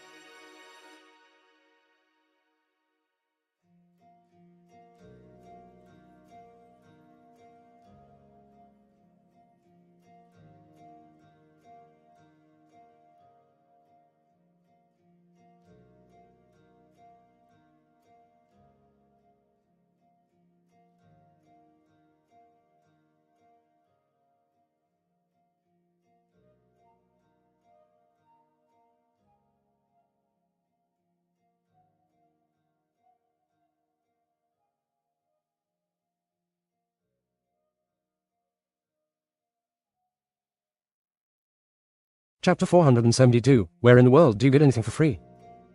2. Cough. Cough, cock. Im So Byung wiped his mouth with a handkerchief and groaned, looking up at the sky. Is it raining? At such a young age, it was absurd to think that a warrior who leads a sect could predict weather with this body. But what could be done? That was the reality. Im So Byung clenched his numb hands. Damned situation. Lately, he had been feeling the symptoms getting worse. The yin chi in his body was becoming so strong that it was causing serious trouble in learning martial arts. Clack. The door opened violently, and his aide brought in his medicine. It's time for your medicine. That thing is useless. Cough. Cough. You should still take it. Ugh. Im So Byung accepted the medicine. Taking it all the time didn't solve his sickness, but it did reduce the symptoms a little, so he couldn't help but eat it. Still, isn't this medicine given at your order? Right, huh. Hundreds of coins were spent to find this herb that was somewhat effective. The cost alone exceeded 100,000 coins a year. Frowning and snarling, he chugged it down. Tack. And he put down the bowl close to a toss and leaned back on the chair covered with tiger skin. Has Mount-Hua not contacted us yet? Yes. They're late. When Im So Byung let out a groan, N.A. Gok, one of the 10 Green Forest nobles, said, Those people, isn't there a chance we got eaten and spit out? That. Is this guy serious? Just as Im So Byung was about to speak, Bien Chung looked furious at those words. How dare you say that? Are you implying that my brother is a deceitful person? Come here right now. They'll tear the jaw off immediately. Seeing Bien Chung so protective, like a parent defending a child, N.A. Gok stepped back. What is he doing? Talking only hurts us. Im So Byung sighed. This guy, that guy. No one to trust, no one. At a time like this, he should be in good health, but instead, his condition was deteriorating. Still, they are the ones with the Justice Faction tag. They aren't the type to easily break their promises. I heard they were more like bandits. I also heard they're scammers. At N.A. Gok's words, Im So Byung looked back at him with a defeated expression. Is that true? It's not wrong. Im So Byung sighed. Anyway, I won't pretend to be something not just because of one pill. And now they should be arriving. It was then. Green Forest King. A loud voice came from outside the door, and the door was thrown open. Just leave it open. These idiots had no manners, barging in without permission. The rough and ill-mannered Green Forest was unsuitable for Im So Byung, who lived a delicate life. The first to rush inside was the Black Knight Tiger. A letter came from Mount-Hua. Oh. Im So Byung stood up wide-eyed. It's here. He hadn't expected him to write a letter, but it could be a good method too, right? So, what came with the letter? Ads by Pub Future. Huh. Im So Byung frowned, tilting his head. Was there anything else that came with it? A wooden box? None. None at all. Yes. Nothing. Yes. Cough. Im So Byung, who had been so happy mere moments ago, now had a distorted expression. Is there something like a bulge in the letter? Too flat. Ring it. Yes. Respectfully, the man handed the letter to Im So Byung, who opened it with a trembling hand. At the same time, his eyes and mouth widened in shock. Quack. He clutched his chest, stumbling to the side. Green Forest King. Physician water hurry. Yes. Here. When the Black Knight Tiger grabbed a decanter of water and offered it, Im So Byung snatched it away and gulped down the water. Cough. Cough. Then, as if realizing something was wrong, he coughed and spat the water back out. I might actually die at this rate. Black Knight Tiger picked up the fallen letter. What was written in it? His eyes widened, mirroring Im So Byung's expression. We're going to the North Sea to gather materials for the pill, so wait for me. Ah, it won't be fun if you cause trouble while I'm gone. What is this? Even he was too shocked to speak. Insane. Cough. Cough. What is this? Im So Byung coughed furiously as though he would cough his lungs out. When blood spurted from his mouth, the nearby warriors rushed to him in fear. Lord. Are you okay? Im So Byung looked at them with sadness in his eyes. I bit my tongue. But that insane idiot. Im So Byung looked at him, his expression collapsing. The North Sea. What nonsense was this? What about the promised pill? I don't have to put up with this. We need to go to Mount-Hua immediately and demand what's owed to us. N.A. Gok roared, his face turning red. However, Bien Chung and Black Knight Tiger, who were supposed to support him, remained silent. N.A. Gok didn't back down and continued. The Green Forest King needs to deal with that arrogant bastard, Chang Myung, or whoever it is. He needs to pay for messing with the Green. You. Yes. Im So Byung pointed a finger at him, looking tired. Come here. Come. Ah. Gok tilted his head and approached him. And then. Twig. Quack. Im So Byung kicked him in the shin. And he continued to hit the fallen guy with both hands. What? Cut his neck. I thought you were eyeing my chair with those unusual eyes, aiming to kill me. You want me to come back with my throat slit? You sly bastard. Ack. Ack. I didn't mean it like that. I was Die. Die. As Im So Byung kept hitting him, Vian Chung sneaked closer to stop him. This will lead to death. Calm down. Hell die from this. No. The Lord will. Im So Byung was already gasping for air. He straightened himself and caught his breath. Put that bastard in a cell and starve him for 3 days. Yes. Gok, beaten for no reason and now being imprisoned, sobbed. Im So Byung sat in the chair and coughed. He truly is a disciple who excels at stirring things up. What's your plan? TCH. Im So Byung, angered by the letter's content, picked it up. That cunning guy wouldn't have gone to the North Sea without a reason. There has to be a motive. He told us to wait, so we must wait. Are you alright? So, do I have to go to the North Sea? Ugh. A person who sees the bigger picture. There has to be a reason. Ah. There has to be. The reason. Seeing his eyes turn red, Vian Chung couldn't help but think that his lord had been captured by his Hyung's antics. Unfortunate. What is it? My ears are itching. I wonder who is swearing at me. That is strange. You'll be itching all day if that can make your ears itch. As Chung Myung was about to snap back, he heard a commotion ahead. Sasuk. Bak Chon turned his head. The person who had been lying down with their eyes closed began to tremble. H is getting up. Bak Chon, Yoon Jon, Jo Gul, and Hae Yoon looked at the child who was trying to regain consciousness. With their eyes opened, it seemed like the child was trying to focus on something and spoke clearly. Mom. Right. Are you feeling better? I'm hungry. The child's mother, who had been waiting for those words, embraced the child with tears in her eyes. Bak Chon let out a sigh. Where there's a will, there's a way. I'm glad, Sasuk. Amitabha. This is all the grace of Buddha. But Chung Myung, standing behind him, frowned. So found the disease, and I caught the fish. What did Buddha do in between? I wouldn't mind if it was the Taoist god, but this. Disciple. Aren't you afraid of hell? Get out of here with talks of hell. Chung Myung frowned. The patients were now getting up one after another. It had only been a day since they ate the raw food, but, like So-So said, they were really making fast progress. They're here. To keep the patients warm, give them something to eat. And don't rush. Eating too quickly can make you sick, so take your time. Yes, physician.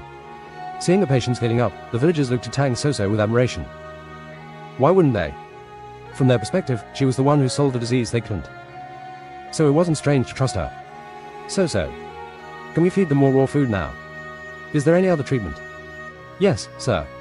But overall, it's a starvation kind of situation. We will need more food. The supplies we brought are about to run out. Anything edible will do for now. A little more fish would be nice. Yuck. Amitabha. Amitabha. Buddha. Tang So-So looked at Hae Yun with a puzzled expression. Why is the monk doing that? Ads by Pub Future.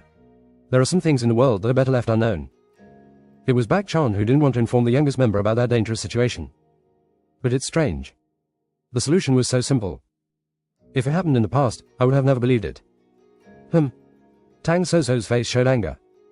As I heard from an elder before, these people must have fished in winter and struggled to find food in the wild. But the recent situation prevented them from leaving the house. At a novel burn at that. Which is why those who rule the region have to constantly think about it.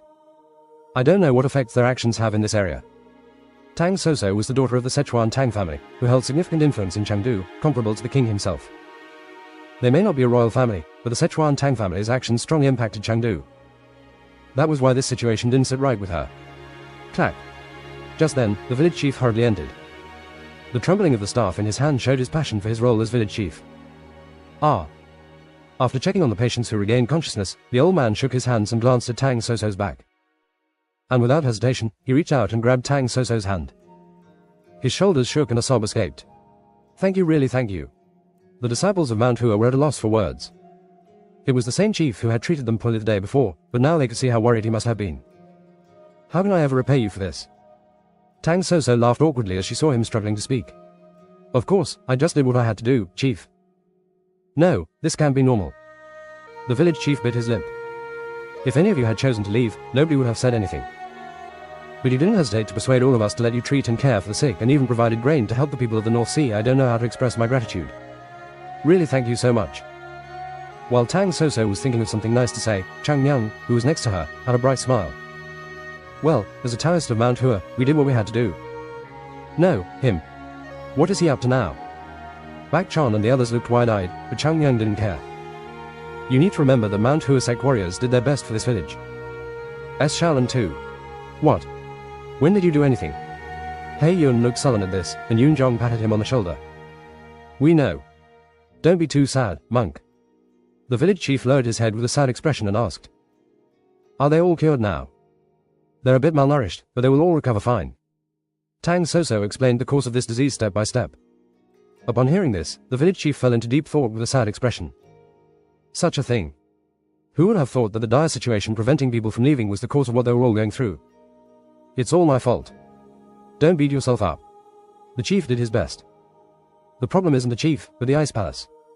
When the word ice palace was mentioned, his face wrinkled. The corners of Chang Yang's mouth turned up into a smile as he noticed this. Now then, should we discuss the price? Oh. The disciples of Mount Hua quickly turned their heads towards Chang Yang. Price? You expect to be paid? Of course. Where in this world is anything given for free? Of course, that was not wrong. But it was a very inappropriate word to say right now. Bak Chan wanted to stop him, but the chief said, if we receive help, it's only right to pay back. But as you can see, we don't have many possibilities for that, so we apologize. Oh, don't worry about that. It's not money. Ha! We are rich, so we don't need money. Chang Yang patted his stomach and smiled. For some reason, Bak Chan wanted to poke that stomach today. Then what should I give? When the man looked a bit confused, Chang Yang smiled and said, Chief. Yes. Let's talk over a cup of hot tea. Bak Chan frowned slightly. What the hell is going on here?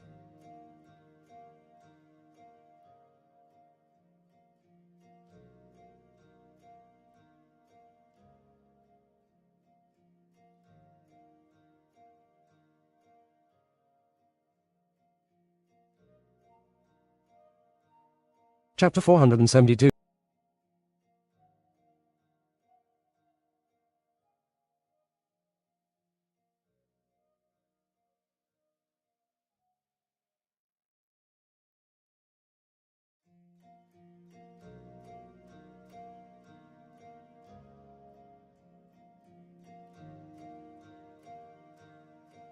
Chapter 473. Where in the world do you get anything for free?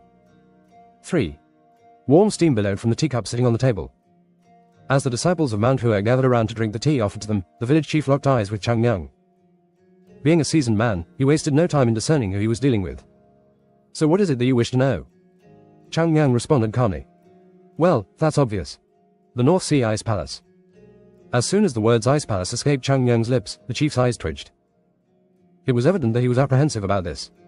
That. The village chief forced an awkward smile and shook his head. I am but a simple villager. My knowledge of the Ice Palace is minimal. Now. This old man is clearly avoiding the topic. However, Chang Yang was not one to be easily deterred. It would be out of character for him to overlook such things. It is said that people have different perspectives when going to sleep and when waking up. Now that you are healed, you're behaving like this. Oh dear, would we ever do such a thing?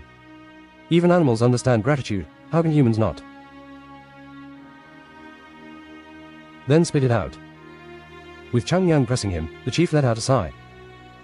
After hearing about gratitude, he couldn't refuse, but discussing the Ice Palace seemed to be a problem for him. Bak Chan, who couldn't contribute much, reached out to offer his support. It doesn't have to be about the palace. You can start by telling us about the state of this village. Tang Soso chimed in to assist Bak Chan. Why has everyone refrained from going outside? That. Glancing at Bak Chan, the village chief began to speak. It wasn't like this at the beginning. He let out a frustrated sigh while speaking. Actually, the Ice Palace used to be a trusted authority for the people of the North Sea. Whenever there was a problem, we would rush there and seek help. It was a place where they willingly took the lead in resolving matters. That's why the people of the North Sea believed in the Ice Palace and followed its guidance. The voice carried sincerity, tinged with sorrow and sadness. But Chang Yang awkwardly waved his hand. No, that's enough. He had heard more than he needed to. What were you saying? How could someone just disappear? In response to his question, the chief looked around. Even though they were disciples of Mount Hua, he seemed anxious as he scanned the surroundings before finally responding. About 6 months ago, people started going missing. Everyone squinted their eyes at this statement. People? How? No distinction, regardless of age or gender. The chief sighed. At first, I thought it was just an accident. As you may have seen, our land is desolate, and the beasts always vicious. There have been cases where people ventured out and never returned, so I thought it was the same this time too. He spoke while stealing glances at the door, his gaze filled with unease. It was as if someone could enter at any moment. Observing this, Chang Yang walked towards the door. It felt as though he would confront anyone who entered while the old man continued. But the number of people disappearing kept increasing. And the bigger problem, there were no traces.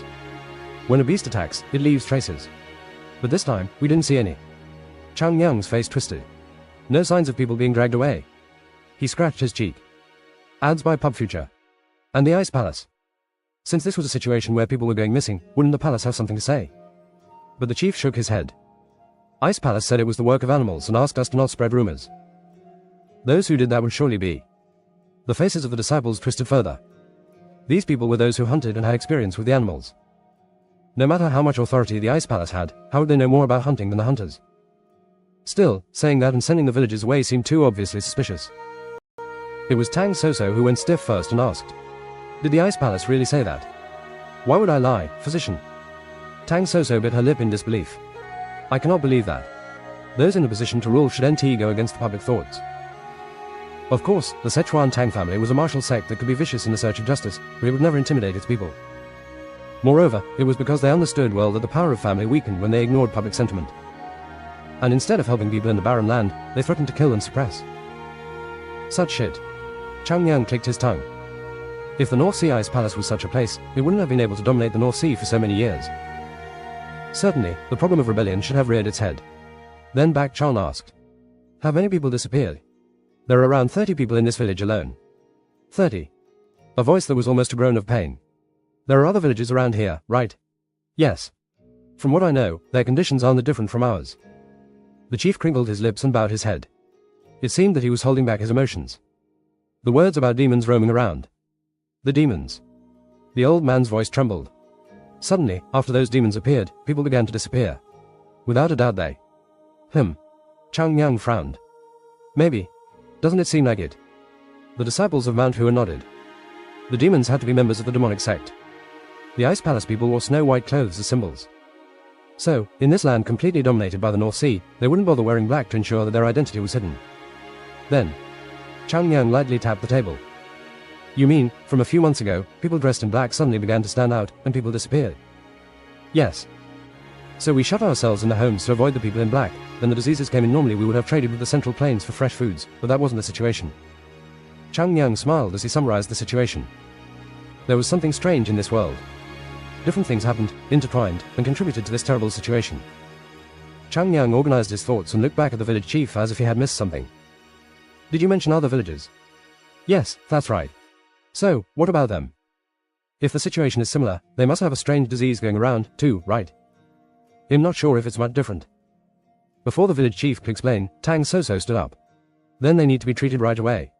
Thud. But before that, Chang Yang flicked her forehead. It can be cured without you getting involved, so don't get worked up. Still, it's not something for you to be excited about. Tang Soso looked into the serious eyes of Chang Yang. Could this situation be more serious than I thought? The other disciples were focused on the Ice Palace, which dominated the people's attention, but for Chang Yang, his focus was elsewhere. A martial arts sect could not abandon the people who inhabited the area. Basically, a martial arts sect was like a leech that fed off the people's blood. They didn't care about gender. In the first place, without working the fields themselves, they were stuck in the mountains and only wielded a sword. Nothing would be accomplished without the people who lived there. No matter how insane the current Ice Palace Lord was, he must have come from an important position in the North Sea Ice Palace. There was no way that such a person would act without reason. That meant. It must mean that the North Sea Ice Palace has lost control.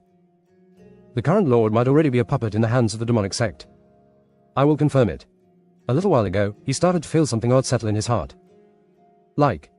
Chang Yang. Ah. At that call, Chang Yang, who was lost in thought, looked at Bak Chan. What? And know your expression. Bak Chan was about to say something but went silent. He couldn't figure out what to say. Was it strange? Or maybe scary? It was an expression none of them had ever seen on Chang Yang before. Of course, there were times when he showed expressions like anger or seriousness, but it felt different now.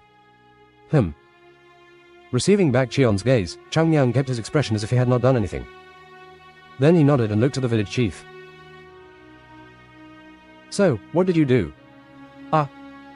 You gave us the answer of the ice palace treating you with ridicule, but you didn't protest or anything.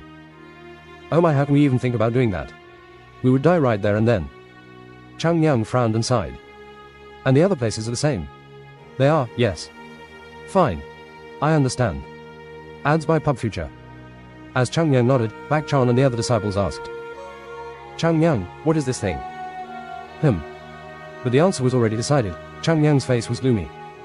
Well, it's a problem that can't be solved unless we go to the ice palace. Now that we've done everything, let's go there. What about the other villages? It's a problem that can be fixed by eating raw food. There's no need to stick around when everyone knows the cure. If it becomes a problem, he'll just catch more fish. See, catch more fish. Amitabha. Amitabha. Hei Yun, who had been silent until then, spoke out in fear. Disciple. Let me do it this time. Why? Is it too hard for you?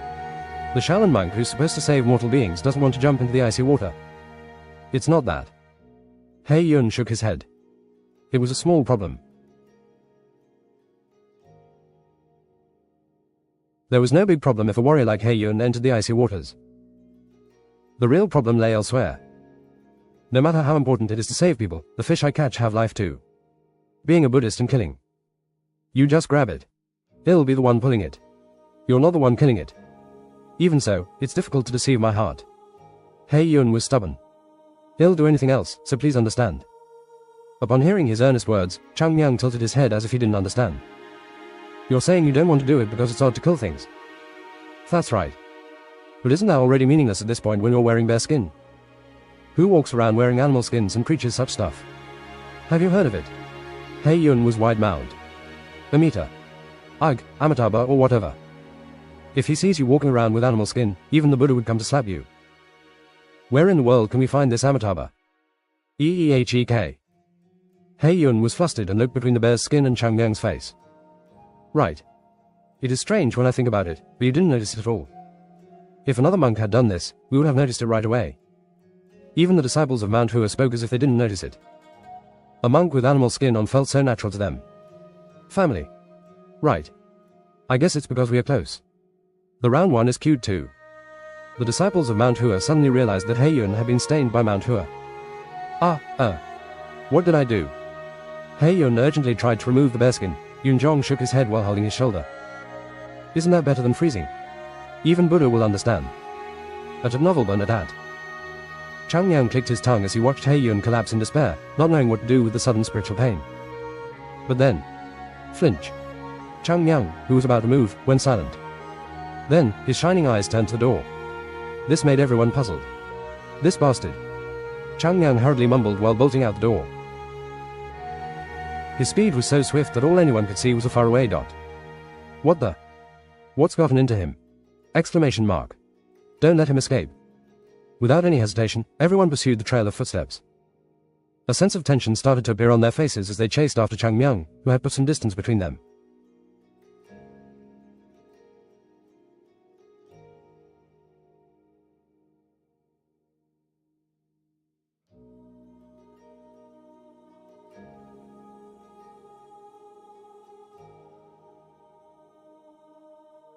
Chapter 474, Where in the world do you get anything for free?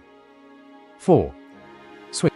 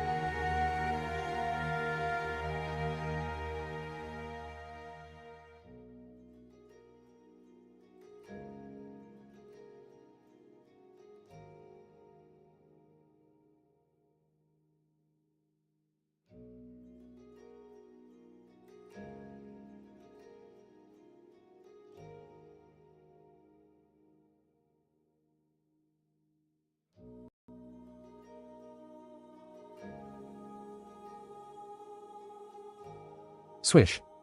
Chang Yang swiftly moved forward. The blizzard started again, obstructing his view, but he could make out a dark spot.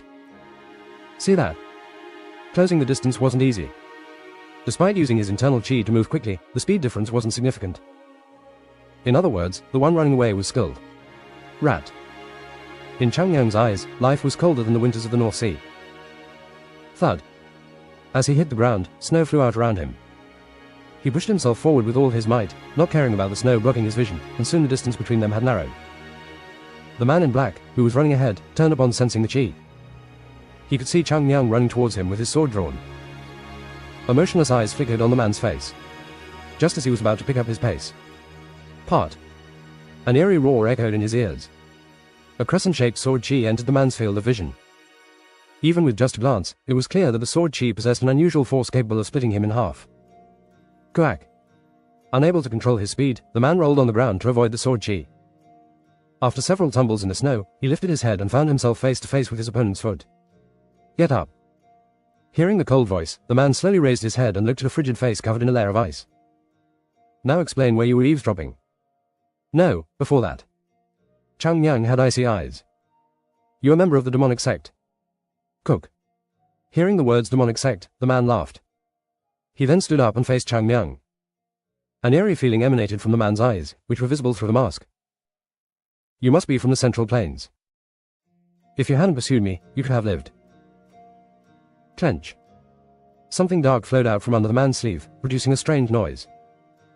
Seeing TBAT hand, Chang Yang's eyes grew darker, and he mumbled. Black slaying palm. The man in black flinched for a second. This was an obvious reaction considering how calm he had been until then. How? His lips curled. You are from the demonic sect. It was the moment when doubt turned into confirmation. The man in black frowned. Do not say that name with that filthy mouth.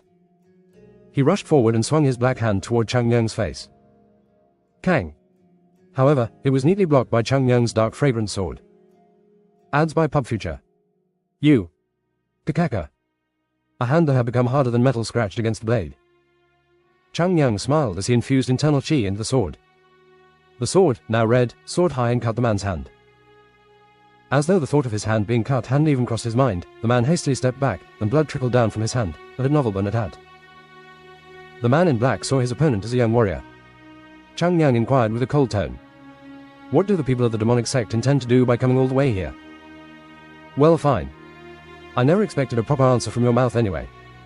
You've always been like this. Those with strong convictions didn't falter in the face of pain. If their belief was firm, there was nothing more to be said. And the man furrowed his brows. Do you speak as though you know the demonic sect very well? I do. Chang Yang smiled. Despite trying not to, a burst of sinister laughter escaped from him. He was startled by the emotions he had suppressed for so long. He smiled wide enough for his teeth to be visible, and Chang Yang stated, I know all of you so well that it sickens me. I will cleanly cut you as a show of pleasure. This man in black. No, this member of the demonic sect had a murderous gaze in their eyes. A foul heathen dares to speak such nonsense. Let's see if you can still talk after your head is severed. The demonic sect member charged Chang Yang with the same speed and intensity as when he tried to escape earlier. It was supposed to be a swift and covert attack, as though a beast lurking underwater had suddenly leaped out. SRNG. Chang Yang, who had drawn his sword, gently lowered it, and the sunlight reflected off its gleaming blade. Meanwhile, the other person's hand cast a dark shadow. The shadows multiplied in an instant, covering the sky like a pack of black wolves cornering their prey. Chang Yang's strategy for dealing with the numerous shadows was simple: he would eliminate them one by one. The sword sliced through the shadows with lightning speed, shattering them like fallen leaves. What? The man was in complete shock. This couldn't possibly be real. How skilled must one be to wield a sword with such speed? But there was no time to be astonished or admire the skill. Chang Yang, the one who was destroying the shadows, now turned his attention toward him. Ah! Gritting his teeth, the man swung his hand. The hand, ink black and filled with terrifying energy, charged toward Chang Yang. Clang! The clash of metal filled the air as the sword and hand collided. Clang! Clang! The sound repeated as the sword and hand clashed in midair. However, while Chang Yang's sword remained flawless, the man's hand showed cuts with each clash. Ow! Realizing the value of the sword, the demonic sect member gritted his teeth and attempted to retreat, but it was already too late. H.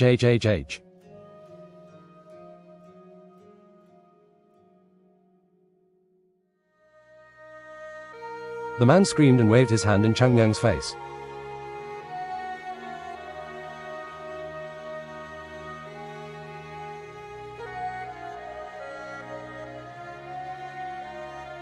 It was supposed to be a swift and covert attack, as though a beast lurking underwater had suddenly leaped out. SRNG. Changyang, who had drawn his sword, gently lowered it, and the sunlight reflected off its gleaming blade. Meanwhile, the other person's hand cast a dark shadow. The shadows multiplied in an instant, covering the sky like a pack of black wolves cornering their prey. Changyang's strategy.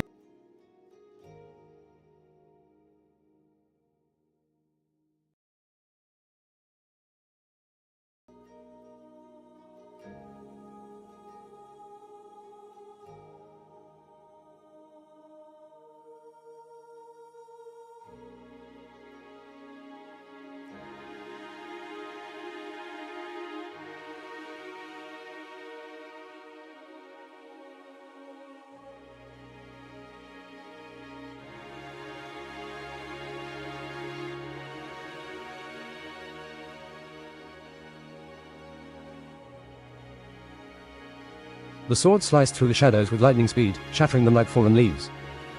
What? The man was in complete shock. This couldn't possibly be real. How skilled must one be to wield a sword with such speed? But there was no time to be astonished or admire the skill. Changyang, the one who was destroying the shadows, now turned his attention toward him. Ah!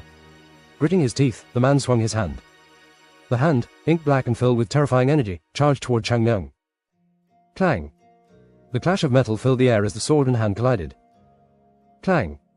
Clang! The sound repeated as the sword and hand clashed in midair.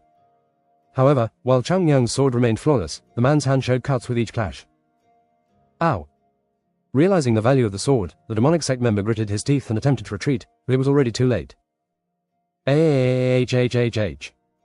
The man screamed and waved his hand in Changyang's face. The tension in his hand, black slayer palm, caused excruciating pain and a terrifying energy that sent shivers down people's spines. It was a terrifying attack that caused flesh to rot upon contact. But Changyang effortlessly blocked the hand with his sword. Slash! Slash! Changyang's sword moved up the man's arm like a snake climbing a tree. Slash! His forearm, unprotected by energy, was split open. Quack! Blood gushed from the deep cut. Instead of backing down, the demonic sect member stepped forward and tried to hit Changyang with his other hand. Just as the hand was about to touch his face, however, Changyang spun his body and moved into the path of that demonic energy. And twig! The tip of the sword neatly lodged itself into the man's chin, causing blood to pour into his mouth. Thud! Ugh! The man trembled as he collapsed and struggled to get up. Seeing this, Changyang simply spoke emotionlessly. Weak. You can't compare to what you were before. Before. Changyang didn't bother answering. It's a shame. You all are just followers and servants without your heavenly demon. Without them, you have no gods and no kings.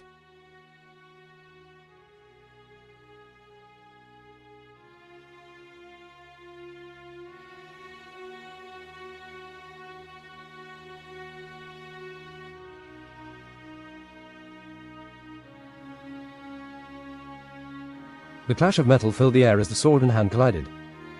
Clang! Clang! The sound repeated as the sword and hand clashed in midair. However, while Changyang's sword remained flawless, the man's hand showed cuts with each clash. Ow! Realizing the value of the sword, the demonic sect member gritted his teeth and attempted to retreat, but it was already too late. H. The man screamed and waved his hand in Changyang's face. The tension in his hand, black slayer palm, caused excruciating pain and a terrifying energy that sent shivers down people's spines. It was a terrifying attack that caused flesh to rot upon contact. But Changyang effortlessly blocked the hand with his sword. Slash! Slash! Changyang's sword moved up the man's arm like a snake climbing a tree. Slash! His forearm, unprotected by energy, was split open. Quack! Blood gushed from the deep cut. Instead of backing down, the demonic sect member stepped forward and tried to hit Changyang with his other hand. Just as the hand was about to touch his face, however, Changyang spun his body and moved into the path of that demonic energy. And twig! The tip of the sword neatly lodged itself into the man's chin, causing blood to pour into his mouth. Thud! Ugh! The man trembled as he collapsed and struggled to get up. Seeing this, Chang Yang simply spoke emotionlessly. Weak. You can't compare to what you were before. Before. Chang Yang didn't bother answering. It's a shame. You all are just followers and servants without your heavenly demon. Without them, you have no gods and no kings. The man glared at Chang Yang, who smiled. Why do you, who have lost the god that you worship, still remain like ghosts in the world? Quack. A groan, a sigh, or perhaps even a laugh, it was difficult to discern. I don't know where you learned, but you know nothing. He is coming back. No. The man's eyes gleamed with madness and confidence. We will bring him back to the world. Insane bastard. The second coming of the heavenly demon, blessed by tens of thousands of demons. And he rushed towards Chang Yang once again. Die. He swung his blackened hand towards Chang Yang. It was an attack so obvious that it made him frown. Stupid. Chang Yang's sword struck the hand. However, the moment their weapons made contact, a surge of demonic energy emanated from the hand of the demonic sect member, and he grabbed the blade unknowingly. Gagig. The sword sliced through the hand. Yet, the man didn't even flinch or show any signs of pain. Instead, he continued to press forward, closing the distance with Chang Yang. It was a moment fueled by despair. However, there wasn't even a hint of fear in Chang Yang's eyes. If anything, he seemed even colder now. Swish. His red sword cleanly cut through the hand. The severed limb swelled up, and black blood splattered onto the snowy field. Yet, the demonic sect member charged forward still like an angry bull, seemingly unaffected by his severed hand. Swish. The demonic chi contained in the left hand was still fine.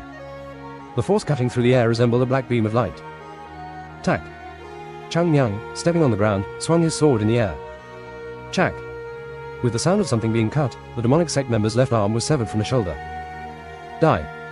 Ads by Pub Future. However, despite losing a hand and an arm, the man showed no signs of standing down. On the contrary, it only made him more ferocious, like an animal. There was no such thing as stepping back. His remaining hand moved, showing the extent to which a person unafraid of death can go. But. Part. A beam of light pierced the gap between the shadows that covered the palm. Quack. The sword pierced right through the center of the chest, and then stabbed the demon in the chest again and again. Slash. Slash. Slash.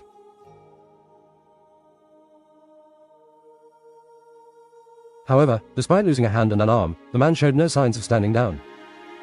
On the contrary, it only made him more ferocious, like an animal. There was no such thing as stepping back. His remaining hand moved, showing the extent to which a person unafraid of death can go. But. Part. A beam of light pierced the gap between the shadows that covered the palm. Quack. The sword pierced right through the center of the chest, and then stabbed the demon in the chest again and again. Slash. Slash. Slash. Even in the midst of all this, the sword...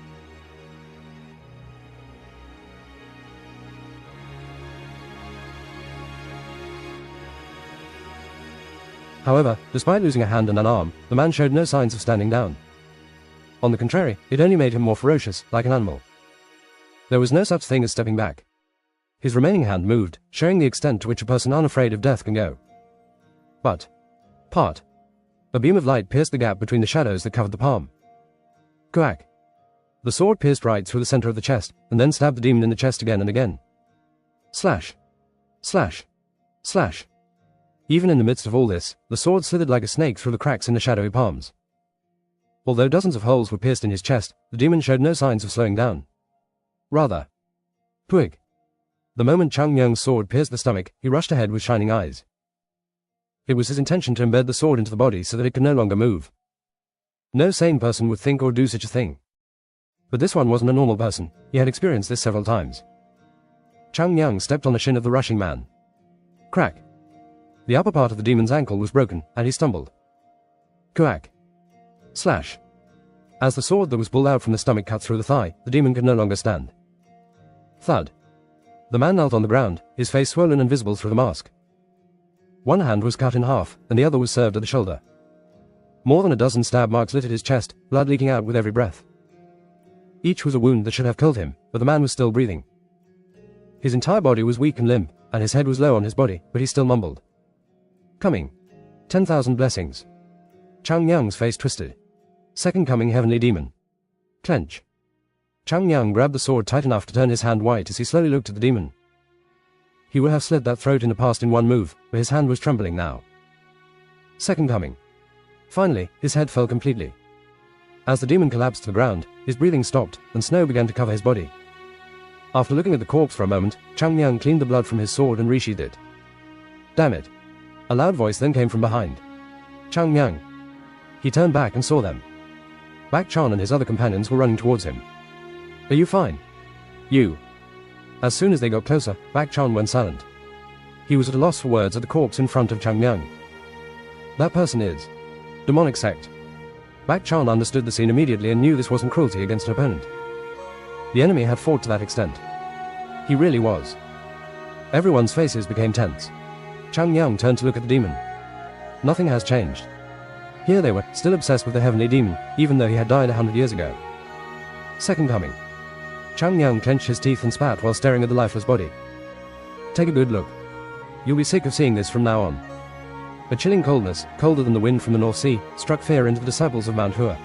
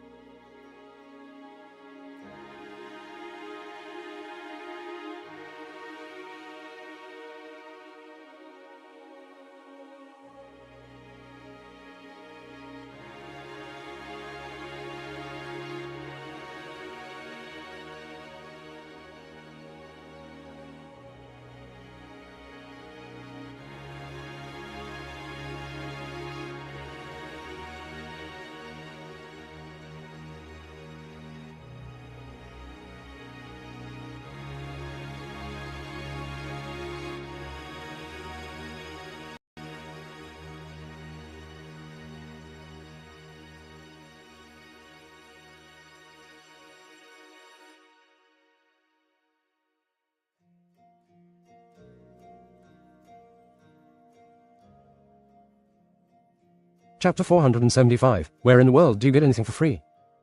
5. The sunlight that came through the window shone quietly on the sword. A slightly wrinkled hand slowly wiped the sword's body with a pure white cloth. It was already clean enough to shine, but the hands didn't know when to stop. As if performing a ritual, the clean part was wiped again, and the polished part was rubbed again. It will wear out. Ahem.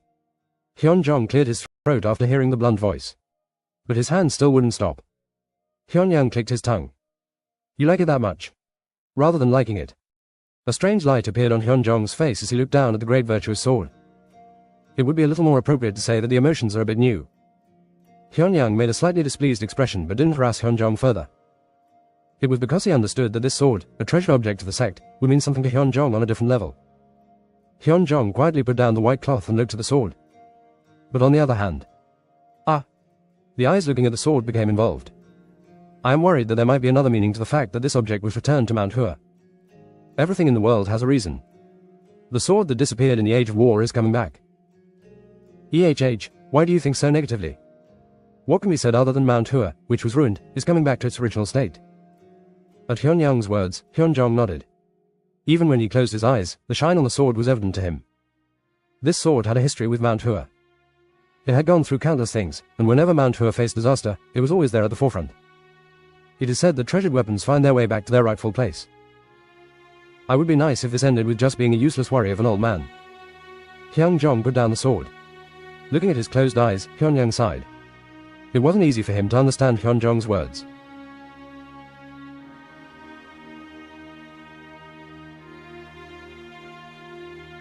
Everything in the world has a reason. The sword that disappeared in the Age of War is coming back. Why do you think so negatively? What can be said other than Mount Hua, which was ruined, is coming back to its original state? At Hyun-yang's words, Hyun-jong nodded. Even when he closed his eyes, the shine on the sword was evident to him. This sword had a history with Mount Hua. It had gone through countless things, and whenever Mount Hua faced disaster, it was always there at the forefront. It is said that treasured weapons find their way back to their rightful place. I would be nice if this ended with just being a useless worry of an old man. Hyun-jong put down the sword. Looking at his closed eyes, Hyun-yang sighed. It wasn't easy for him to understand Hyun-jong's words. It wasn't even easy for him, who had been with Hyun-jong all his life, to understand him. Hyun-jong, who closed his eyes to clear his mind, opened them again. Have we still not heard from the kids? When do they ever send us any updates? No matter how much I nag, they never do it. He. Whose kids are they? There must be someone who brushes off the thought of sending a letter. It was good to see the figure of Chung-young pushing the kids. Treasured weapons finding their place back. He said it to himself, but it felt strange. If the weapons were like that too.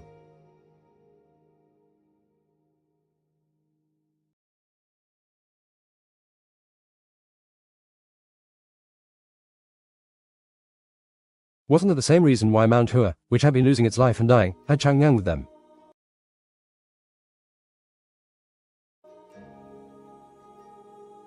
North Sea.